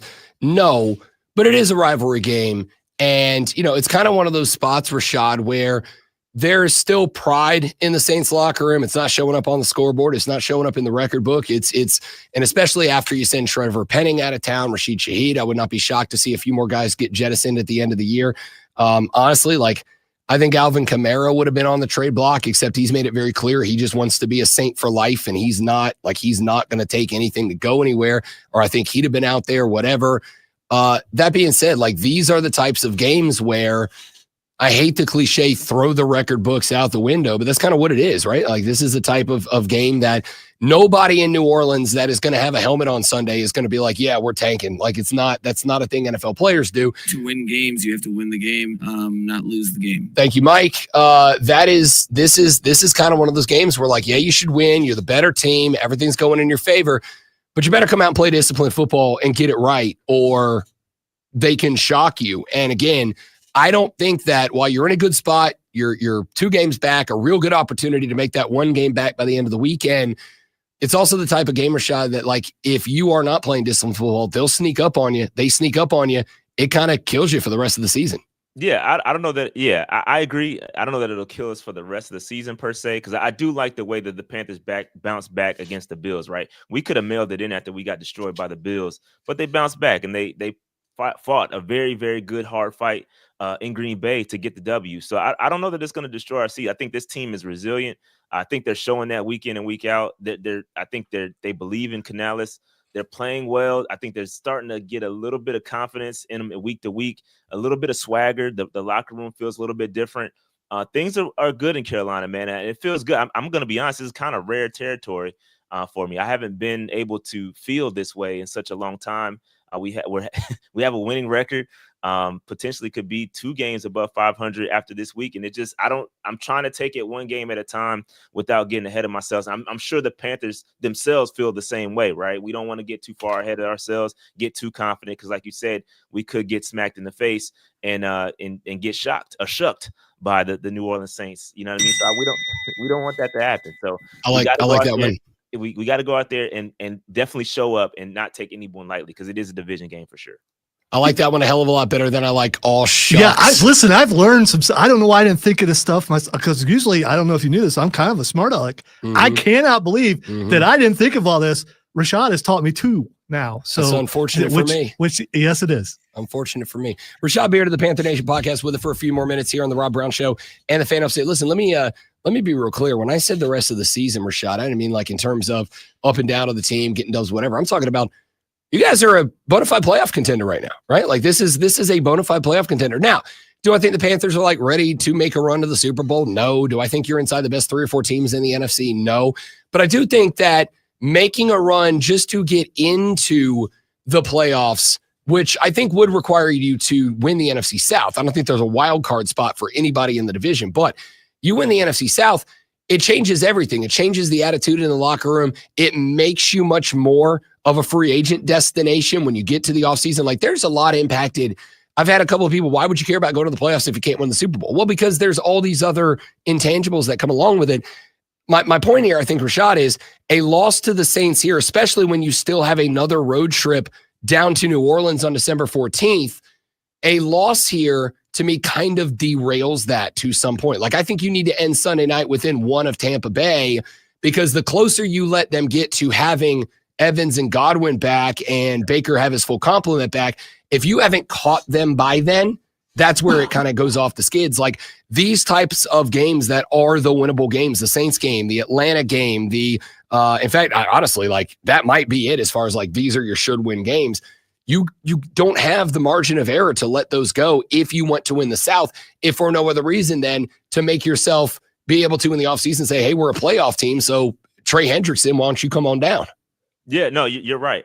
You're right. I do believe that you got to win the games you're supposed to win, and maybe sneak a couple that you're not supposed to win, like the Green Bay game for sure. So I think at this point we're playing good football. I think we can compete with anybody, we can beat anybody, and anybody can beat us. You know what I mean? It's one of those. Again, it's one of those things where I'm not trying to get too far ahead of myself and claim that we're a playoff team or going to win the division. Just the one game at a time. Let's see how it goes. And I believe that the Panthers are now in a situation. And again, I can't believe I'm saying this. I haven't felt like this in a long time, but we're actually dictating how teams play against us, right? We have something that needs to be stopped, right? You have to stop Rico, right? And when you have to focus in on Rico, it opens up the field for everybody else, right? You're going to start to get T-Mac involved. You're going to start to get Xavier Legette involved. You're going to start to get Coker involved. And so now you're starting to see the coaching really come out to play. And so I think, man, we're in a good spot. I think it's really a good spot for the Carolina Panthers. Like you said, we do need to get this W at home against the New Orleans Saints. They're a beatable team, a one-win team. We should win this game. We should not get caught slipping if we have eyes on the playoffs. I don't think anybody in the fan base is expecting playoffs this year. I think that the fan base is really, hey, just get us to 8 and 9, get us to 9, get us close to 8 wins as possible. And I think the fan base will be satisfied. I think anybody would be okay with that. But the closer we get to it and you start to taste it, I think the fan base will get hungry. And so we're almost there. You kind of just want to dip the toe in the water, but not quite. So we'll see. We'll see. No, I get it. The Saints won their Super Bowl in 2009, and I said for years, like, oh, if we get one, I'll be a happy fan for the rest of my life. I'm not, dog. I'm not. Like, I want another one. All right? It just is what it is. But that's how I feel, though. Just give me one Super Bowl, and I'll never complain again. You will, but I understand it. I promise. All right. Let me ask you one more football question, and then one more question about the deadline, and then we'll get you out of here. The Panthers on a 4-game win streak now when Bryce Young starts. The 1L was the Buffalo game. Andy Dalton got that nod. Here's the thing, and you and I have talked about this a few times, but I want to see now with a 4-game win streak behind you, the perspective you're looking at it through. In those 4 games, like, there's no games where BY's going off for 330 and 3 touchdowns, right? They're all, 125, 140 yards, 1 touchdown, no interceptions, smart with the football. I said coming in this year, like, Bryce Young's got the accuracy, but it, to me, is about being efficient out of the quarterback spot as he continues to grow. That's what you've gotten out of the guy. I look at the Packers stat line. You look at it on paper, it doesn't look all that impressive, but you got the dub. Where are you with Bryce Young? Do you think this is an opportunity for Carolina to open up the playbook a little bit for him? Or do you just kind of stick with, hey, man, look, we're going to have you throw it 22 times. We need you to get us 120 yards and a touchdown, and we're good with it? Yeah, I mean, it's easy to isolate Bryce Young and talk about Bryce Young, but it's impossible to talk about Bryce Young as a player individually without talking about what's around him, right? Sure. You talk about the defense. I think the defense is the biggest help for Bryce Young, right? You're getting the positions where he doesn't have to be Superman. He doesn't have to take over games. The defense is turning over the football. They're getting the football back in good, field position. The special teams area is helping out a lot. And then you talk about Rico. Like, Rico is keeping the down and distance short, so where he doesn't have to go out there in his 3rd and 8 and force a football into tight windows and make a mistake. So everything around Bryce is what's making Bryce be great. And that's what every quarterback needs. That I'm not specifically targeting Bryce Young and saying he's nothing without, or he can't elevate the players around him. What I'm saying is, everything around Bryce Young is helping Bryce Young be the best Bryce Young he can be, right? He doesn't have to be Superman. He doesn't have to take over games. You don't have to put the team on your back and throw it for 34 times a game and then put yourself in a situation where you're putting the ball at risk in harm's way. You know what I mean? So I feel like Bryce is doing a great job managing the game. We talked, when Cam Newton was calling guys game managers, that's what Bryce Young is. He's a really good game manager. He's not turning the football over as much as he was in the past, right? He's got the run game going. And when Rico is running for 150 plus, it makes life a lot easier for Bryce Young. And so it all boils down to that. Bryce he's hitting guys that are open, guys are catching the football. These are things that were not happening last year. We didn't have the run game last year. We didn't have a good defense last year. And now those things have flipped. And now you're starting to see Bryce Young be successful. I respect it. All right, give me a 60-second thought. Nothing at the trade deadline. Shocking, unsurprising. Not surprising at all. I think the Carolina Panthers they're feeling like me. I think when you talk about the front office, they're like, hey man, we're okay. I think let's see what we have in our young guys. We're not in a situation where we think we're one player away from the playoffs or the Super Bowl run. So we don't have to do that. I think we have really good cap space going into next year. We've got to start to focus on taking care of our own guys next year. So I don't think there's a need for us to go out there and get a pass rusher or anybody else. I think you got Princely. Let's see what we have in those guys. They're never going to get the opportunity if you continue to trade for guys and put guys ahead of them. So let's see what we have in Princely. Let's see what we have in Scourton. Our linebacking core with switching Trevin Wallace and Roseboom has been great. Those guys are now playing better. So you don't have to go out there and get additional guys. You know what I mean? So we're good. You know what I mean? I think we're in a good spot talent-wise. Let's coach what we have. Let's see what we have. And then next year you can kind of put yourself in a position to be a player in the free agent market. Come on, you can't pass it. Roseboom. It's my favorite name in football. I have unfortunate news, Rashad, which is this will be the first Saints at Panthers game that I will not attend in person since I moved here. That's only because in 2 weeks, the wife surprised me with tickets to go down to New Orleans and watch Saints Falcons, and I had to pick. And while I love you, dog, I'm going back to my home in the Dome. That being said, Saints figure out how to win this game. I might drive my ass up Sunday night to come drink that liquor in person, buddy. Man, we'll see. We'll see about that. Let's make it happen. We'll make it happen for sure. Rashad Beard, host of the Panther Nation podcast. Follow them on X at Panther Nation PC. More importantly, get at them on the YouTube channel. They are live. They put up content all the time. And if you're a Panther fan, you will not find any better anywhere else. My guy, appreciate it, brother. Good to have you back. We'll talk to you next week, and one of us is going to be sad. Yeah, it won't be me. Keep pounding. Oh, shucks. Rashad Beard, Panther Nation podcast. Denton Day of SiriusXM's College Football Overtime next to break down the college football weekend on the Rob Brown Show and the Fan Upstate.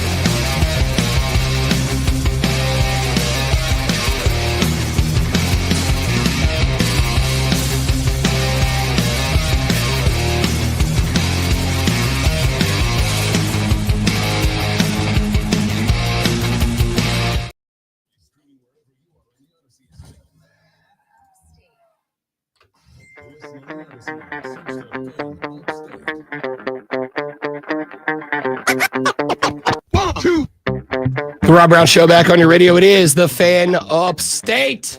Let's go to the phone lines now because we have got what on its surface maybe doesn't look like the sexiest weekend of college football we've had all year, but there are a lot of implications, a lot of storylines that could develop this weekend to talk about that. There is no one I would go to before I go to the voice, the host of Sirius XM's College Football Overtime. Joining us here on the show, Denton Day is with us. Denton Day, how does it feel to be the second most incredible person on the show so far today? Yeah, I was told that you guys had JADE CARGILL on, and I am very, very jealous. I would love to have JADE CARGILL on, so I will gladly take the silver medal when she is getting the gold. She did bring the gold, by the way. She brought the belt with her. Still has Tiffy Times plates on the side. Still pretty badass to sit like 2 feet away from the championship, you know? Did she let you hold it? No. In fact, she actually said, she did not say specifically like, I don't let people hold it. But she was like, I don't like people touching my baby. Like she's full protective of that belt. It's not a joke. She's really excited to have that championship. Yeah, it was cool. I like it. I love someone that's committed to it too. Oh, to the bit, buddy. All right, Denton Day joining us here on the show. Let's get into some stuff. We do have an interesting game tonight with the USC Trojans. Interesting in that, Denton Day, it's not an easy one, but there's a path to the Big Ten championship for the USC Trojans under Lincoln Riley, a guy who last year it was like, is he the dude or ain't he the dude? They're favored by 14.5 over Northwestern. I'm inclined to believe that they will hit it, but more importantly, there's not a lot of room for error for USC at this point. What is this football team? They are not going to do what you were just alluding to, but they probably will win tonight, right? They're a football team that I think had high expectations once we saw them play early in the season. I don't know that anyone entered this season thinking they were going to be awesome, but they put together in the first few weeks some really exciting performances. You had that game against Illinois where you're kind of kicking yourself and like, well, they should have won that one. I don't know how they let Illinois come back and win that one. And that ultimately is going to be what bites them in the rear end. You could also kind of say something similar for the game against Notre Dame, where it felt like they had that one in the bag and then they found a way to let Notre Dame come back and win that one. They're good. Like they're a team, Rob, that it would be exciting in a normal year and maybe still this year to watch them on a bowl game on like December 30th. Right. It's a fun bowl game. It's not a massive bowl game, but it's a fun bowl game. And you're like, we're going to bet on this one. So we might as well flip it on. We're not doing anything, just kind of getting ready around the house for New Year's Eve. That's kind of what they are. I don't think that they're a great football team, but I think they're a fun football team. I don't disagree with that. Let's move on to another team that is a bad team, and that is Penn State at the crib hosting at number 2 Indiana. The Hoosiers right now, we talked about this last week, Denton Day. I'm with you. I think they are one of the teams that I say that absolutely is a national championship caliber football team. No room for error in this one. They pretty much cakewalk to the end of the season at 12-0. Penn State on the flip side at home, 14.5 point dogs. This team is absolutely and thoroughly cooked. Well done at this point. Is this a game Signetti and Mendoza go hang another 50-pointer up there and get those style points, JIC? Yeah, this is a blowout waiting to happen, solely for the reason that Signetti is a sicko and he wants to prove that Indiana is better than Ohio State. So if Ohio State beat Penn State last week 38-14, at the very minimum, he wants to score 40 to point to the committee and say, hey, they played that team last week. We played them this week. Look how much better we did against them. We should be ranked number 1, better resume. We just played the same opponent, beat them by more. It's the second time that's happened with the Illinois, situation in there as well. That's very notable, at least. So I do think this is going to be laying the 14.5. And if you're a savage, maybe putting a little bit more on it. Maybe you can get to 16.5, get yourself a little bit of plus money. This is going to be a blowout in every way, shape, and form. All right, let's move to the College Game Day game of the weekend. I think it is obviously the game of the weekend in Lubbock, Texas. The BYU Cougars on the road to Texas Tech. Right now, Texas Tech minus 10.5. I got 2 things about this game, Denton Day, and I want you to tell me where you're at on both of them. Number 1, am I bananas for thinking there's a possible BYU cover because they run the ball well and they can turn this into a slugfest and just slow this game and take Texas Tech out of a rhythm? And number 2, is this A, an eliminator game for Texas Tech if they were to lose, and B, sets up a situation where if BYU was to lose to this game, they are sitting on the razor's edge to get in? So I guess the convoluted but simple answer would be it's an eliminator game for neither, but I do think a loss for Texas Tech would eliminate the potential of a second Big 12 team getting in. So I still think there's an avenue for Texas Tech to get in as long as they're in the Big 12 championship and win it. But I do think it would eliminate the potential of them getting an outright bid. So that's a convoluted but simple answer to your question. So I fell for this a bunch last year, Rob, where BYU at the end of the year, when things were getting down to the wire, had a bunch of weird lines. Like Colorado was favored to beat them. I think it might have been Kansas State was favored over them. There was a bunch of weird lines. And I was just, hey, this is my process. If it looks fishy, I'm going to go with it because I think a lot of people will go the opposite way because everyone's, enjoying BYU. So if Colorado's favored, I'll just jump on Colorado, whatever. And then BYU crushed them every single time. So I'm skeptical about how I want to play this one because this is the same thing that happened in 2024. It's happening now. Now, I do think with Texas Tech, Baron Morton playing is a huge difference. They have not lost a game by single digits with him playing, and I think that means something. The offense is just incredibly high-powered when he is their quarterback. But this is a different beast, right? He hasn't played a team that is as good as BYU. So this one scares me a little bit because my mentality is if the line stinks, I'm going to go with it. But my analyzation is similar to yours where I'm I don't think BYU is that much worse than Texas Tech. And it's not like Lubbock is this all-encompassing, dangerous environment to play in. It's a great home field environment, but it's not a Penn State whiteout. It's not LSU at night. It's not nearly in those sorts of lists. So that number is very, very frightening to me. I would concur with all of that. One or two more games, and then I've got a couple of questions for you before we get out of here. Texas A&M at Mizzou. 30 seconds on this one. This one is weird to me. Texas A&M favored by 6.5. They're on the road, but Mizzou going with a third string, I believe, true freshman quarterback. Sometimes that day you look and you go, I don't think we need to deep dive the analytics here. This one feels like one to me. Texas A&M also trying to prove that they are worthy of a top 4 spot. Aggies by a lot, right? Aggies by a lot. They haven't given me any reason to think that they would stumble against this Missouri team. They're great on defense, and Marcel Reed makes a lot of plays, so Aggies by a lot. Oregon at number 20, Iowa. I like the Ducks by a lot, favored only by 6.5 in this one, but we all know what Kirk Ferentz and the Hawkeyes do of just trying to slow you down and making the game gritty, ugly. Oregon doesn't have any room for error anymore either, I don't think, being outside of the Big Ten title picture. Yeah, I like Oregon to win. I do not like them to cover. I think Iowa keeps it close. Dante Moore was not good last week on offense. And really since that Indiana game, you started to see a little bit of cracks in the armor offensively for Oregon. So I do think Iowa, not a great offensive team in their own right, but a good defensive team. I think they keep it close enough to cover, but I still like Oregon to win. All right, let me throw a couple of questions for you from the outside looking in.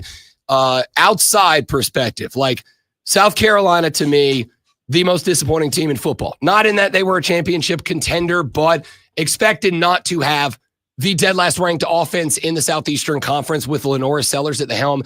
I put it squarely at the feet of Mike Shula. I put it squarely at the feet of Shane Beamer not being willing to move on from him early and give the team a chance to rescue itself. Wildly disappointing, but after they get drilled this past weekend, they do let Mike Shula go. What do you make of that situation and how it played out, A? And do you think that this is a spot where South Carolina maybe talks Lenora Sellers back for one more because the draft stock slipped so much? I don't think so. Not to the second part, at least. I think Lenore Sellers would be best fit to go. What you can't do is become Drew Aller, where Drew Aller could have gone really high, stays for another year, and you want to talk about plummeting, he is plummeting. I still think NFL scouts will find some tools with Lenore Sellers that they fall in love with. I'm with you, though. I think firing an offensive coordinator now doesn't really make a lot of sense. The season is practically over in terms of the expectations you would set for yourself. If you knew it was a problem, you got to make that decision earlier. I think Beamer, for whatever the reason is, I don't know what led to the decision-making now versus what wasn't happening then where he should have made that decision, but he missed the boat on that one. They should have made that decision a lot earlier. Denton Day from SiriusXM's College Football Overtime here on the Rob Brown Show and the Fan Upstate. Agree with that entirely. They didn't kind of are where we are. I'm intrigued to see if that offense opens up for South Carolina. Like we saw it against Alabama, 3.5 quarters. That was a tight game. There's a possibility there. Last one, Denton, we'll let you get back to your real life. Clemson loses to Duke. Absolutely a very controversial call down the stretch. I personally think officiating in college football has been atrocious so far this year, but it is what it is. You gave up 45 or 46 at the crib to the Blue Devils. Now there is conversation about Dabo's future at Clemson. I don't think he goes anywhere, or if he does, it's his own decision. Outside national perspective on the Clemson Tigers is blank. So I will amend a previous statement where you said South Carolina is the most disappointing team. I would say Clemson is the most disappointing team. This was a championship caliber team at the beginning of the year, and we're now sitting here in November having real questions as to who is going to be their head coach next year. This has been brutal to the point where I'm in a couple of group chats, Rob, and there were a couple of jokes that were made on should we be on high alert of the potential of a coaching change this weekend if it gets really bad against Florida State. So I think they're in some trouble. I don't know what the future is at Clemson, but this is the first time in years that I do think there's a realistic possibility that somebody else could be leading their program. Whether that's a Dabo thing or a university thing, I don't know. But I do think there's a real potential that somebody else is leading the program in 2026. Florida State, Clemson used to be the ACC crown jewel. Now it's being played at 6 p.m. on the ACC network so that the Nielsen ratings that don't exist don't hurt the conference. Denton Day is a host on SiriusXM's College Football Overtime and on the BetMGM network. He is also just an incredible human being. My brother, thank you very much for taking the time, big dog. We will talk to you next week when we got a little more clarity in the landscape of college football.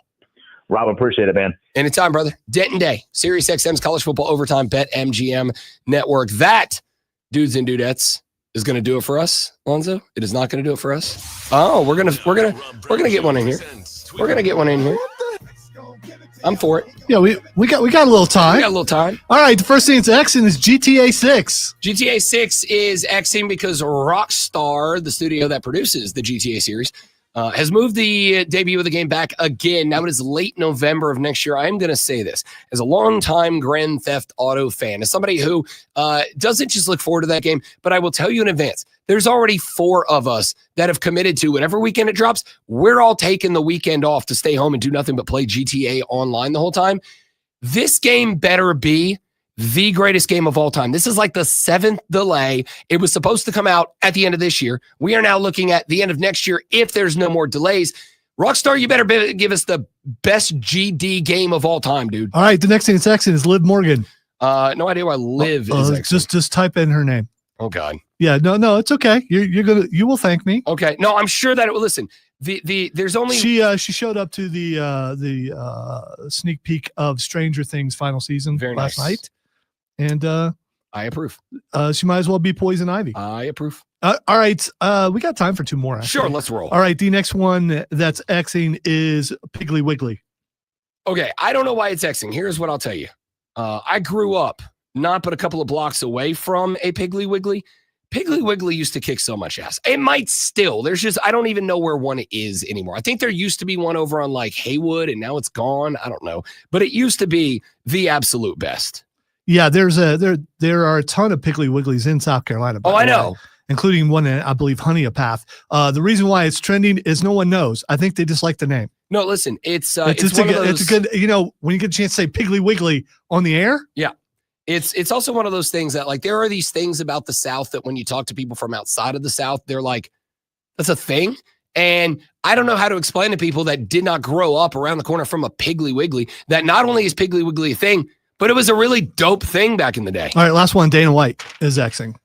Dana White's Xing because TKO sucks. And no, he's Xing because there are some fighters who've come forth and said the mob offered them money to throw fights. I did see that. So it's a big deal right now. Yeah. Listen, there's about to be a bit of a reckoning. Also, ESPN is closing down ESPN Bet. Yeah, they're done. Now they're done, but that's because ESPN is now partnering with DraftKings, so we're just going to take over everything for ESPN.